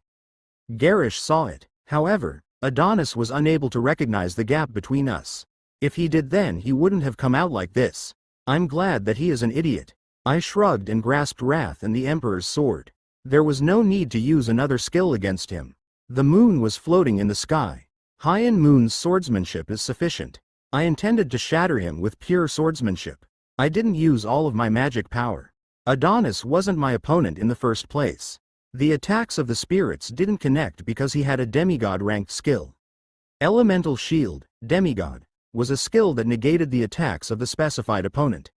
But it was no use in front of me. Even if he had a demigod-ranked skill, the difference between us was too large. All he had was a good weapon. He was also bad at using it. He failed to properly show off its efficiency. I understood all this when using God's eyes. God's Eyes was a skill that allowed me to see the status window of the opponent, although sometimes it could fail due to a difference in the defense skill, intelligence or magic power. It was the same for this. There was no elemental shield in front of such a difference in stat points. This, ridiculous? Adonis' eyes widened. He couldn't believe that there was such a huge gap. But he couldn't finish speaking. My swords sliced through Adonis. Quack. I shook my swords and looked around. There were numerous dark spirits surrounding me, but they were just staring blankly. I need to fulfill my promise to Garish. The dark spirits all committed the same sin. They destroyed the balance, so I would destroy all of them except for a few. Waruruk, Kururung, lightning god moved. Pride's flames wrapped around the dark spirits so that they couldn't escape. They were imprisoned, and their numbers sharply decreased in an instant. After stopping the attack, I headed to a trembling spirit. It was a stupid-looking spirit in the form of a kobold. What is your name? Snai? Hiccup. Sniffer. I nodded. Sniffer. From now on, you will be the leader of the surviving dark spirits. Hiccup. Yes, yes, leader Sniffer. Bring the rest of the 7 sins, or you will receive Adonis' fate. It was simply interpreted as death. Despite looking bamboozled, Sniffle nodded his head vigorously. Yes, yep. Sniffer ran off at his best speed. I didn't think you would run away. Then I looked at the handful of remaining spirits. The dark spirits were unable to move and just bowed. They had completely lost. You are defeated. I used the power of my words. It was to imprint the defeat into them. Thanks to the mercy of the winner, the balance of the spirit world was preserved. I had no obligation to maintain the balance, but the dark spirits might be helpful later. They had the ability to find excellent things. It wouldn't be bad to save a few to be used after everything was finished. Then, I moved my gaze. I looked at the giant door leading to the system. Adonis had placed some of the 7 sins up for auction. I had won everything, but I turned down a deal when Adonis offered it. There had been no way to obtain the other 4 items in the 7 sins set. Now I obtained all of it. One is missing: pride, greed, sloth, wrath, envy and lust. I had them all except for one. I couldn't see gluttony, but there was no need for gluttony. Infinite armor would play that role. Wrath was a sword. Pride was a pair of gloves. Sloth was a cloak. Greed was an armor as well as a pair of silver earrings. Lust was a belt and envy was a pair of shoes. Once all the 7 sins were worn, a strange power started fluctuating. You have worn all of the 7 sins. The skill, Power of Destruction, God, has been created. It is a skill that was made to kill a god. There is enough power to destroy a god's power. Power of Destruction? I formed tight fists. Personally, I wondered about how the Hell Monarch would kill a god. Now it seemed like they could fight on equal footing after a god's power was eliminated. I examined Power of Destruction. Soon the description appeared in front of me. Name: Power of Destruction, God. Description: permanently destroys one of a god's powers. Can't be duplicated on the same target. A skill that only exists for the destruction of a god. Every time it is used, one of the 7 sins must be sacrificed. 7 sevenths. Indeed. It could only be used 7 times, but that wasn't really a disadvantage. I was only dealing with Deathbringer. In other words, I could remove one of Deathbringer's most troublesome powers. It would be very advantageous in a fight if I used it correctly. It was clear that the Hell Monarch made this after knowing how difficult it was to go against a god. If he succeeded in being fully resurrected, if the Hell Monarch had successfully resurrected, then he might have really killed numerous gods. After gathering the 7 sins, I knew how strong the Hell Monarch's rage towards the gods was. I nodded and spread my wings. I achieved one goal and it was time to reach the finish. I quickly flew into the sky and stopped in front of a giant door. The system. I placed my hands on the door. And I pushed. Kuung. However, it didn't open easily. Is a key needed? I frowned. However, there was no such thing as a key. The presence of the key meant that it was possible for someone to manage it, which meant it was possible to manipulate the system. If no one could touch it, then there was no need to make a key.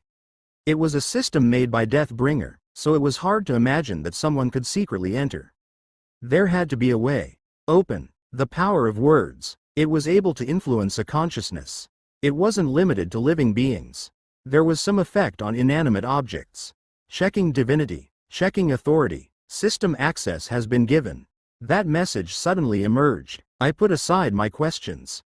Kuang. The door started to open with a huge sound. The inside of the door was bright. But there was nothing. It was a blank world. Is this the inside of the system? It was designed so that only a god, or someone with divinity, was permitted to enter. I didn't know what to do in this empty space. Gustarte didn't answer. It was the same for Diablo as well. They were also outsiders to the system.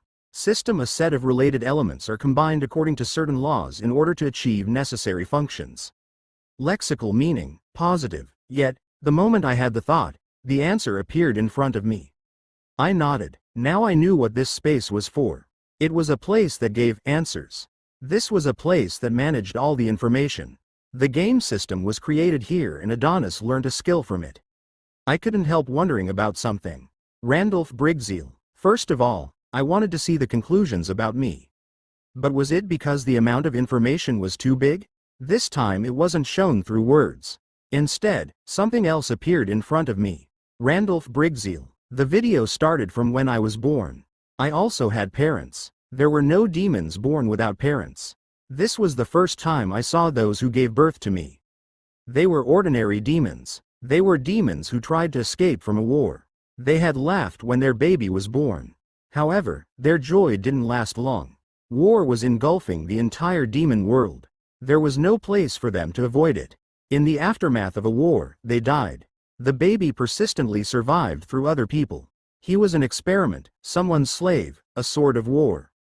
The child grew stronger. He progressed alone and made his name known. They were my memories. I once again replayed the memories. It started from the moment I was born to shortly after I grew stronger. The time when I was a baby was brief, but it was both weird and amazing. It was like I really experienced the video playing. I felt their touches. I could feel the sensation of being a baby in my parents' arms for a while. I repeated it 5 times before shaking my head. My parents' faces were now imprinted in my brain, but I couldn't watch any longer. There was no point in holding on to the past. Even if I went back to the past, I would just be a newborn baby who couldn't do anything. A memory storage. That's right. This was a place where all the memories were stored. It wouldn't be strange to call it a repository of information. I know what to do. My role was to break this system. I pulled out a seed. It was similar to a human fetus, but very small. The seed of creation. The seed of creation was unknown. It was nothing but could give birth to something. Planting an unknown answer would destroy the system or cause a giant error. I placed the seed of creation on the floor. The seed immediately dug into the ground. End. Unknown. Error. Danger. Error. At that moment, the world turned black. Everything was words. The words, error, and danger, were repeated many times. I turned around without any fear. If I had a lot of time then I could have found out more about the truths of the world, but I had an urgent task. Quaru room. Quang. Quang. The huge door started to crumble. The dark spirits' castles in the sky started disappearing. The system was crumbling. The divinity was spreading. The quality was something I could taste with my tongue.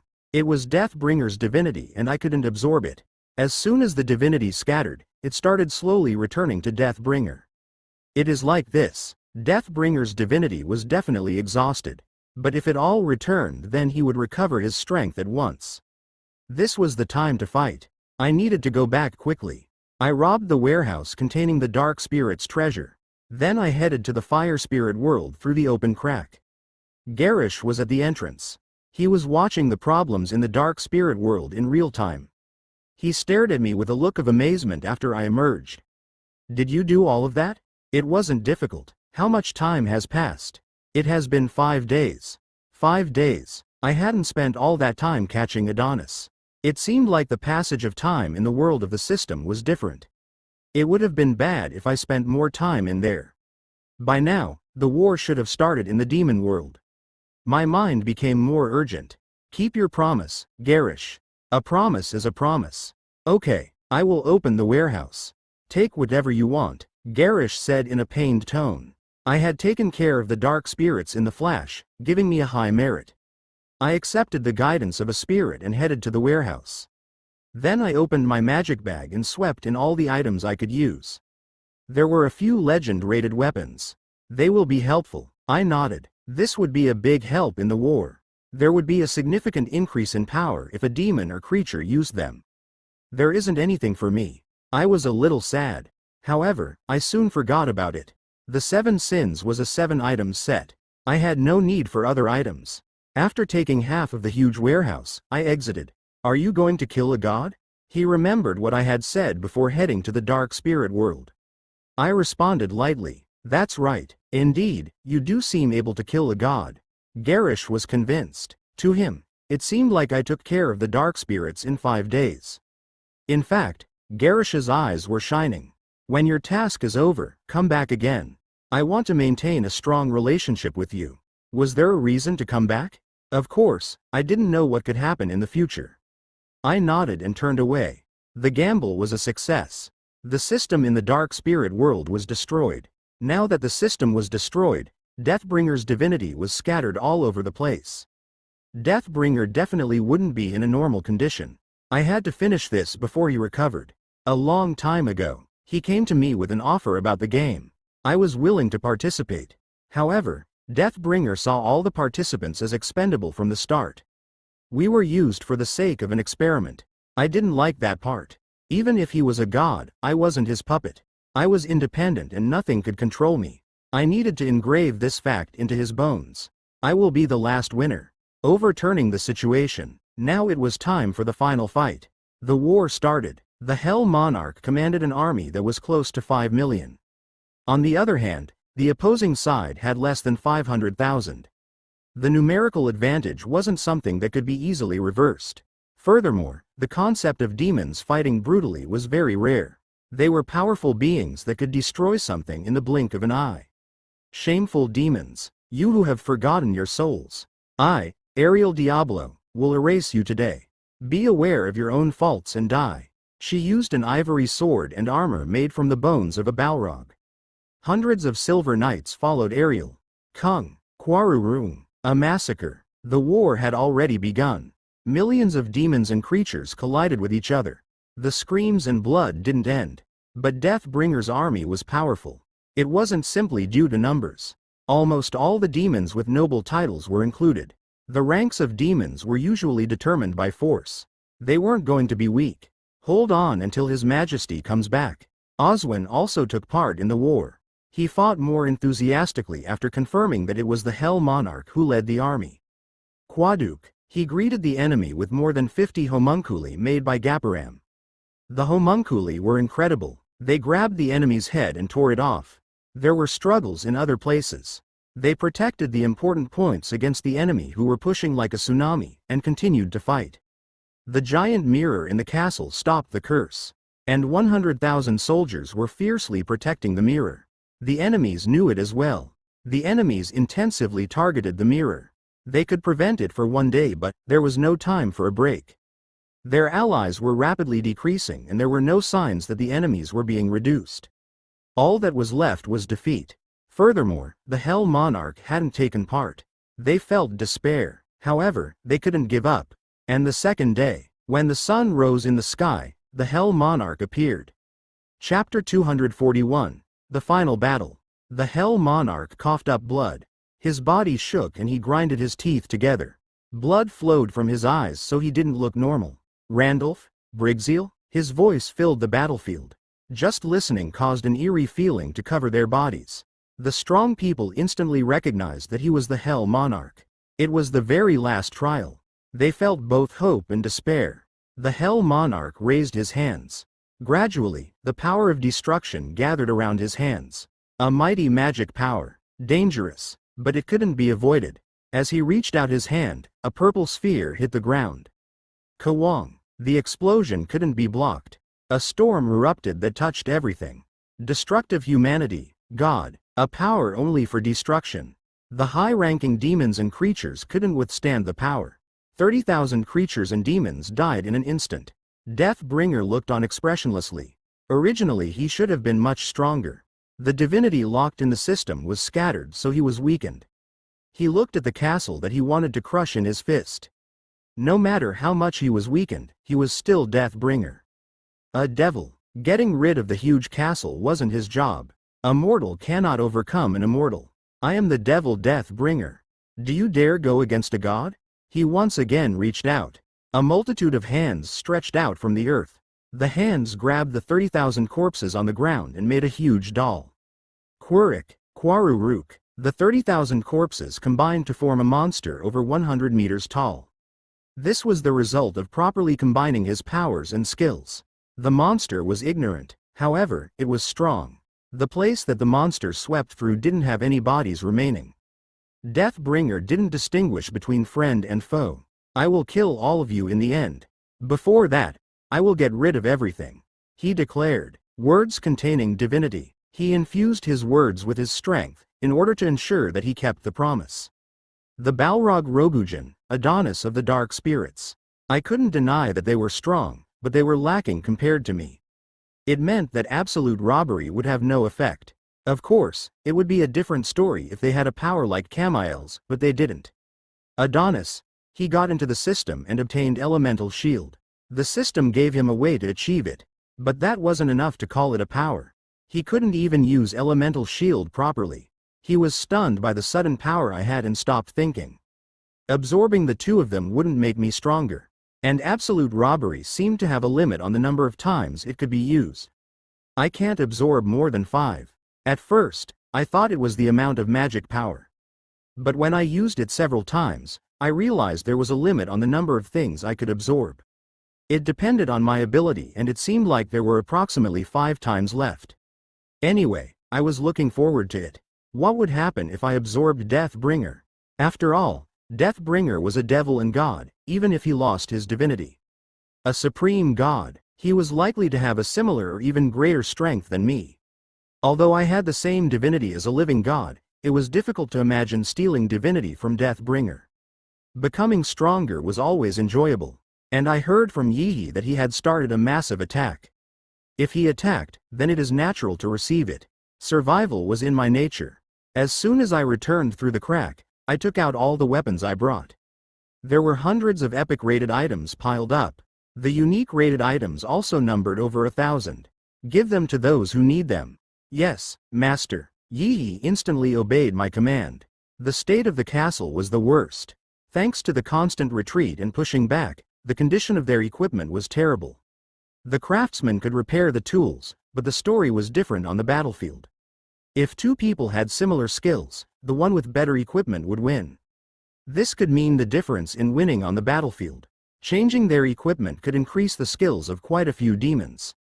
This was the castle that Ariel Diablo ruled over, so they were quite well organized. I left the work in the castle to Yihi. I immediately checked the status of the battlefield. I clicked my tongue lightly. The worst. It hadn't been long since the Hell Monarch's attacks began. But there were devastating traces all over the place. Bodies of both enemies and allies were piled up. Even so, the number of my allies was noticeably reduced. There aren't even 200,000 troops remaining. I swept my gaze over the battlefield calmly. After a lot of struggle, they had reduced the opposing side, but there were still 3 million remaining. It was a situation where my side was enclosed in a narrow place. They wouldn't be able to last much longer. If only one road was open, then the rest would be easy. They would be annihilated in the blink of an eye. Plus, I moved my gaze. The highest place, Deathbringer, in the guise of the Hell Monarch, was gathering energy of destruction. The energy was the size of an adult male, but the magic power coming from it was tremendous. He is aiming to wipe out everything. I understood it immediately. This was Deathbringer's power. The power of a god. Among them, Deathbringer had the most destructive energy. Could I block it? I shook my head. I couldn't block it. Although I could interfere, I couldn't prevent the destruction energy from touching the ground. I would have to use a god power and I only had 2. Reverse World and True Words. Neither of them were offensive powers. I can't do it. If that hit, then the castle would collapse. Was it just the castle? Every creature nearby would collapse. He wouldn't have 2 similar powers. My worry was short-lived. I unfastened the earrings. I held them in my hands and said, "Power of destruction." Quack. White light emerged from the earrings. The light swallowed my intended target, Deathbringer. Then his expression stiffened. A message isn't popping up. Maybe it is because the system collapsed. The system normally gave me a choice of what to do. I just followed it, but now that the system had crashed, I needed to manipulate it on my own. 5 colors emerged from the earrings. Black, purple, vermilion, red and blue. It meant I could eliminate one of them. I chose purple. My hands touched it. Swiak. At that moment, Deathbringer's destructive aura disappeared. The earrings also evaporated. Now there are 4 powers left. I nodded. Power of Destruction wasn't a skill that only destroyed powers. It also allowed me to confirm how many powers the opponent had. 5 lights appeared and one of them had been destroyed. Now there were 4 powers remaining. The Hell Monarch made something good. I shrugged and glanced at Deathbringer. He was currently trapped in the body of the Hell Monarch. He wouldn't be able to escape from the Hell Monarch's body until his divinity returned. So if the Hell Monarch was killed, he would also die. It was the end after being destroyed. Randolph Brigzeal. He felt one of his powers disappearing. Deathbringer's body trembled. Was it because his divinity had fallen greatly? The expressions on his face were intense. Somehow he didn't seem like the devil. He was significantly different from the first time I saw him in the demon world. I can do it. There was a mocking smile on my face. He might be feeling furious, but I was happy. I had removed one of his strongest powers, so I moved over there. There would be a lot of damage in my fight with Deathbringer, so it would likely be disadvantageous to my demons and creatures. At first, he ignored me and killed my soldiers. However, he had now become hostile towards me. Once he became angry, I needed to move. Heeing. I used Chaotic Blade on Wrath and the Emperor's Sword. Pong. I kicked the air. I folded my wings and flew as fast as possible towards Deathbringer. Kwang. A blue barrier blocked my swords. It wasn't a shield made using magic power. This is a god power. The power to form a protective barrier. I suddenly thought of Camiel. It was an annoying power like his. But Deathbringer shouldn't have a defensive power. Gustarte and Diablo also laughed. Then, this power originally belongs to the Hell Monarch. Guardian's power. It was a power that used the fate of those they guarded, keeping the user in a near-invincible state. In contrast, the opponent wouldn't be able to exert their strength. Jejuk. Jijijuk. The shield that received my sword was broken. Deathbringer had no need for defenses.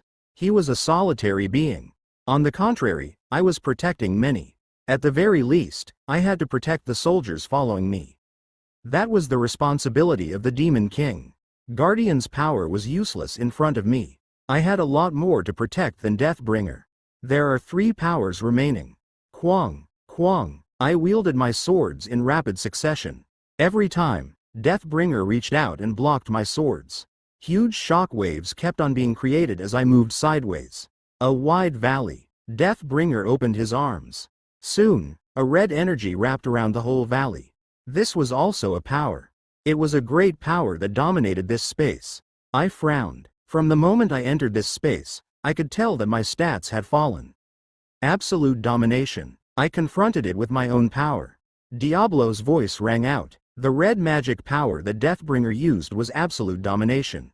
I had a similar power and could defend myself with my spirit. It was similar to the power of true words. I wouldn't allow it to dominate me. Overlapping was possible. Deathbringer. I am impervious to your power. I said with all my will. Jajang. Soon, the red magic power broke like a mirror. Indeed, now he is a demigod.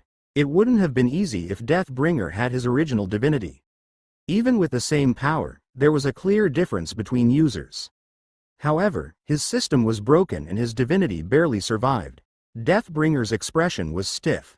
He was a god from birth. He had never experienced a situation like this before. I was a mortal demon. But I wasn't a mere demon. I also possessed divinity. I had absorbed Gustart's powers and inherited the power of Diablo, the origin demon king. I had surpassed normal mortals a long time ago. A mortal subject? Is this creature trying to transcend your creator? Deathbringer was filled with a torrent of emotion. A god was originally a perfect being. They didn't express emotions to this extent. Now I was sure of it. He was a fallen god. It was right to call him a demigod.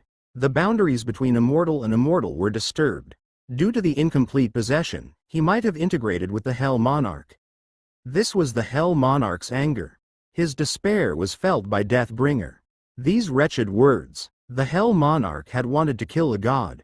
I didn't care, but I wouldn't ruin this game. I couldn't show him a big mistake that he would target. There were 2 powers remaining. But I didn't care much. Deathbringer. Now I will finish this. Pride's Flames. Lightning God. Chaotic Blade. I used every attack skill at the same time. If I killed him, then the army attacking the castle would also be destroyed. They existed due to his skill. Deathbringer's expression changed. As I moved in, he smiled. And, come, you won't be able to avoid this. He raised his hands. Then he pointed towards me. The real power of the devil isn't something you can offset with your mind. I am the creator and I have power over all my creatures. According to my authority, I will erase you now. Deathbringer was the devil, a demon and a god, and I was part of the species that he created. He opened his mouth and declared, "Death." No other words were required. One of his remaining 2 powers was revealed. However, it felt different from any power he had used before. A specified task, his greatest power. It was a proclamation of death towards the opponent. As soon as Deathbringer said the word, death, the world around me changed. It was black and I couldn't see anything. But I didn't die right away. Kakook, my body wasn't listening to me. My hands moved to choke my own neck. Even so, I was able to resist thanks to my high intelligence. Kuuong. I fell from the sky and crashed into the ground. In this state, my body twisted around on the ground. My remaining stat points. I gritted my teeth. I had to hang in there. I instinctively realized that raising my intelligence was the only way to stop this power. In order to do this, I had to use my remaining stat points. But how? The system had crashed, so I didn't know how to raise it. Master. At that moment, I heard Yihi's voice from above me. A hallucination? Deathbringer's power enclosed me in another space. I had felt my soul connection with Yihi be forcibly disconnected. I am a living dungeon core. The core is part of the system. Hurry and touch Yihi. My vision was tinged with darkness.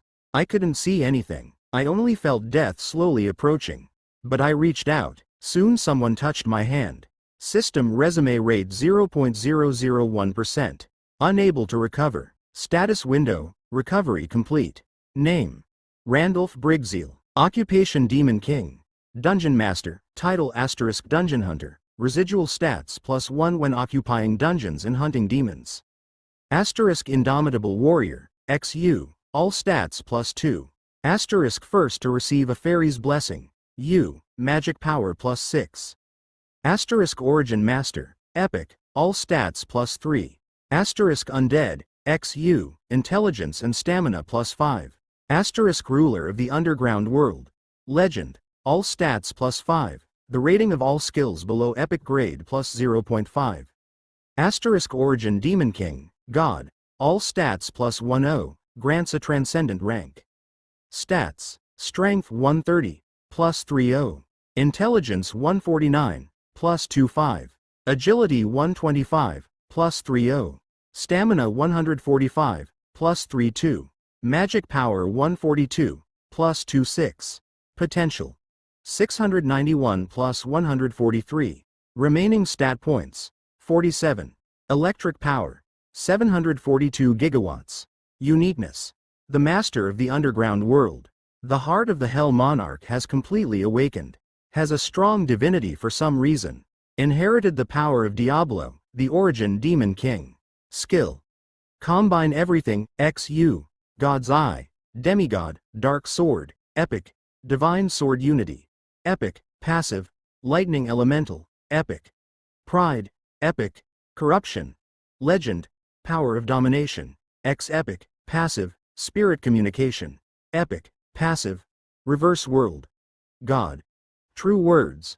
God. Passive. Absolute Robbery. Demigod. Chaotic Blade. Legend. Power of Destruction. God. Skill and item effects. Wrath. Strength +7. Sloth. Agility +7. Pride. Stamina +7. Divine Sword Unity. Strength and agility +3. Through the darkness, some words appeared in front of me. I bit my lip hard enough to make it bleed and put all my remaining points into intelligence.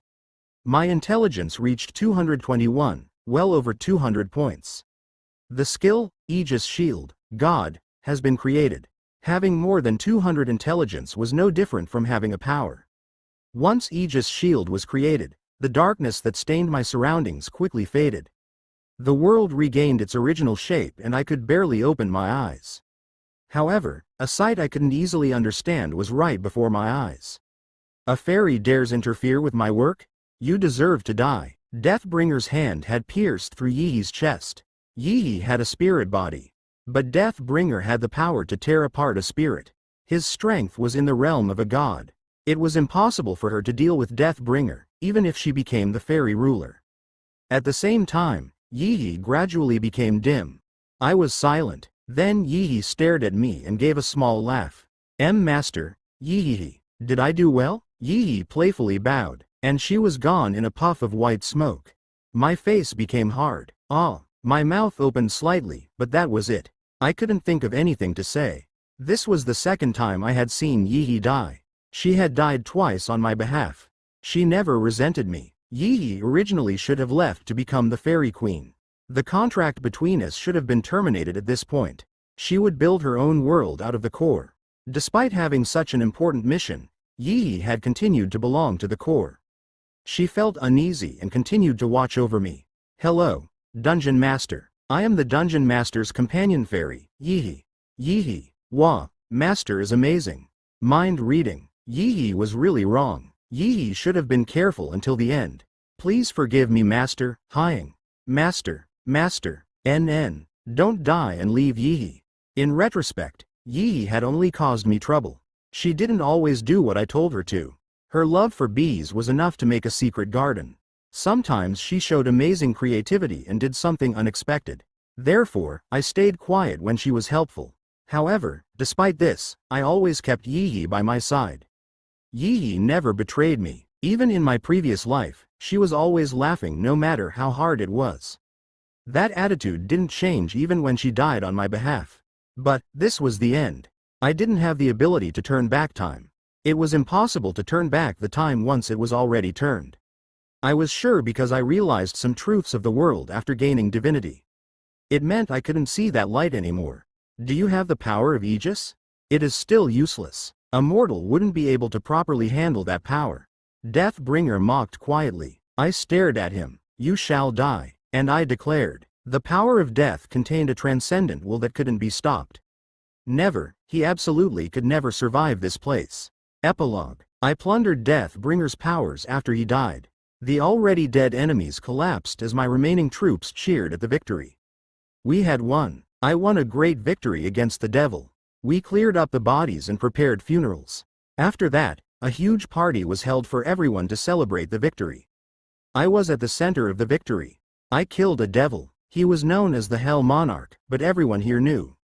I killed him and now there was no one to stop me in the demon world. I was the absolute. I was king of the demon world. In the name of the king, I promised to devote myself to the restoration of the demon world. At the same time, a ceremony was held for the birth of a new demon king.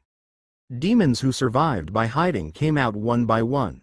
A huge crowd gathered in front of the castle. All the demons in the demon world had come. They didn't know the new demon king. The ruler who would govern over them for a long time had the name of Randolph Brigzeal. After the banquet was over, I entered the demon king's room alone. The surrounding area was dark and silent. Duck, duck. My footsteps echoed in the room. I slowly climbed the stairs. There was a big chair at the top of dozens of stairs. It was made from bones of dragons and balrogs, and only the demon king was allowed to sit on it. I sat down on the throne. I slid in and tilted my head backwards. I took a deep breath. It was a long journey. I had finally become the demon king and sat in this chair like I wanted. I slowly closed my eyes. Soon, I fell into a deep sleep. It was the first restful sleep after a long time. The survivors on Earth quickly regained the glory of the past. The demons were no longer threatening humanity. Only the dungeons and creatures remained. But there were changes. First, the sky changed. A huge black door was located in the sky. It was a place that couldn't be reached by plane or jet. It was a territory that no one could reach. However, they were sure that door was connected to the world of the demons. No one attempted to reach it by force. And the dungeon in Korea regained its original appearance. It became slightly bigger. The dungeon reached into the sky. To be exact, it touched the black door in the sky. It was like a place connected with the door. The surviving creatures transformed and quickly increased their numbers in the dungeons. As they grew, monster waves began again. The awakened stuck together and endured the crisis well. It was easy because the creatures that exited the dungeons weren't very strong. As time passed, the awakened were divided into two large groups. The guardians of humanity, and the hunters climbing the dungeons. They were dungeon hunters. Nuna, watch out, Edward exclaimed. He covered Yoon-hai's back and struck a creature with his sword. Kuik. The creature was split in two. The creature screamed. Edward sighed as the danger disappeared. Phew, really, until the end, aren't you too clumsy? Edward sighed. Then Yoon-hai laughed playfully. Aren't you guarding my back? You should still be careful. I might not always be able to save you. Aren't you the strongest awakened? Those are just words. Edward shook his head. In the meantime, Kim Yura and Kim Min-ji commenced their treatments. Suture. Healing. The injuries on the awakened were healed in an instant. It wasn't strange to call it an amazing ability. Yoon-hai clicked her tongue despite seeing it a few times already. We wouldn't have come this far if it wasn't for the two of you. Thank you. Of course we have to do this. Kim Yura laughed. Just 3 years ago, her expression had always been dark. But 3 years after the transformation of the dungeon, she had recovered much of her bright self. By the way, how many floors are there? This is already the 54th floor. Yoon-hai asked with a pout. Yoon-hai was an awakened who hunted dungeons. She had already conquered several dungeons. After a long trial and error, she was finally attempting to conquer the highest dungeon that was located in Korea. But it wasn't finished yet. What dungeon would be safe from Nuna? Just take it easy. It will soon come to an end. Edward responded like he didn't care. So Yoon-hai had to believe it. What will be here? I will be bored if it is just a dungeon core. This is Korea's dungeon. The Demon King's dungeon. This is already the 8th challenge. Isn't it obviously connected to the door in the sky? Won't the world where the demons live be on the other side of the door? Yes, but don't think about entering. We will check the risks. It is our job to confirm the chances of the demons returning. In other words, the dungeon hunters acted as scouts. Only confirming. Ah, really? Don't think otherwise. Just thinking of that time still makes me angry. He was referring to Greenwich Observatory. Edward became agitated just thinking of that time. What, didn't you kill a lot of demons thanks to me? Don't you know how dangerous it was? And you went back to save the Demon King? So where is the Demon King now? Up there. Yoon-hai pointed to the sky. Yes, he went back to his world. So forget that bastard. I've forgotten everything. There will be punishment if you are lying. Really? The two of them started arguing. Kim Yura laughed. Kim Min-ji had a small smile on her face. Even though time has passed, they are still the same. Kim Min-ji nodded. No matter how much older or stronger they became, Yoon-hai and Edward remained unchanged. They never backed down and had a firm belief. Kim Yura had a lot of faith in them. That wasn't all. Heaven's Will became the world's strongest guild, filled with the best dungeon hunters. They were the last pioneers of the era of the demons. They were named protectors, but those who remained outside the dungeons were merely involved in the confrontation with the creatures. But Heaven's Will didn't give up. They continued adventuring in the dungeons. If they found treasures, then they handed them to those who had fallen on hard times. In addition, all the cores they obtained were used for the development of new energy technologies. Thanks to that, the world had many energy innovations. With a little more time, everyone could hopefully see the glory of the past. Some people expressed concerns. The dungeons changing, the door in the sky. They were anxious about the demons coming back. Heaven will move to resolve this anxiety. They would be the light of hope to humanity. So far, they had been completing that role well. And there was no doubt that they would continue to do well in the future. As long as both of them are here, they were the strongest combination. Humanity's strongest awakened and the closest to the Demon King. Kim Yura and Kim Min-ji were praised as the saintesses, but they were lacking compared to those two. At that time, Kim Yura remembered one person. Demon King, Randolph Briggseel. That name still caused fear in Kim Yura's mind. However, she knew that his actions played a major role in saving humanity. If it wasn't for him, humanity would have perished. As of now, the two of them still hadn't stopped arguing. Stop fighting. The creatures will hear you and come flocking. Kim Yura exclaimed. Yoon Hai promptly responded. I'd like that, Nuna. Really, phew. Edward shook his head. The Korean dungeon core shone. Originally, it would never have lit up again. The fairy disappeared, so the light of the dungeon core should have been lost forever. Yet, it shone. This meant that the fairy hadn't been destroyed. I told Chrisley, find out, even if you need to walk through the whole world. I ordered. According to my command, millions of demons moved. Millions of demons started to search the world. A small pond with no name. The width was 10 meters. It wasn't shallow or deep. It was just an ordinary pond. I stood near the pond and stared quietly into the water. You were here. I opened my mouth. There was a seed of a fairy. It hadn't bloomed yet. A fairy was born when someone gave it a name. If it wasn't for God's eyes, then I would have walked straight past it. But I was confident about who the fairy seed was. Your name is Yihi. Yihi, who likes laughing like Yihi. It is really important that you laugh in a silly manner. I carefully reached out and touched the seed. You will be the queen of the fairies. Your mission couldn't be completed due to me. The fairy world controlled by you will be quite fun. I carefully removed my hand. The seed was in the pond. If it left the pond or the pond disappeared, then the seed couldn't bloom. It would disappear forever. However, it took a very long time for a fairy to bloom from a seed. It wasn't 100 or 200 years. It wasn't even 1,000 years. Maybe an even longer time was required. I had to keep this pond safe until then. The pond was too small. The environment didn't seem good either. I spoke to the person behind me without turning around. Move the Demon King's castle here. Place my throne closest to the pond. I will follow your words.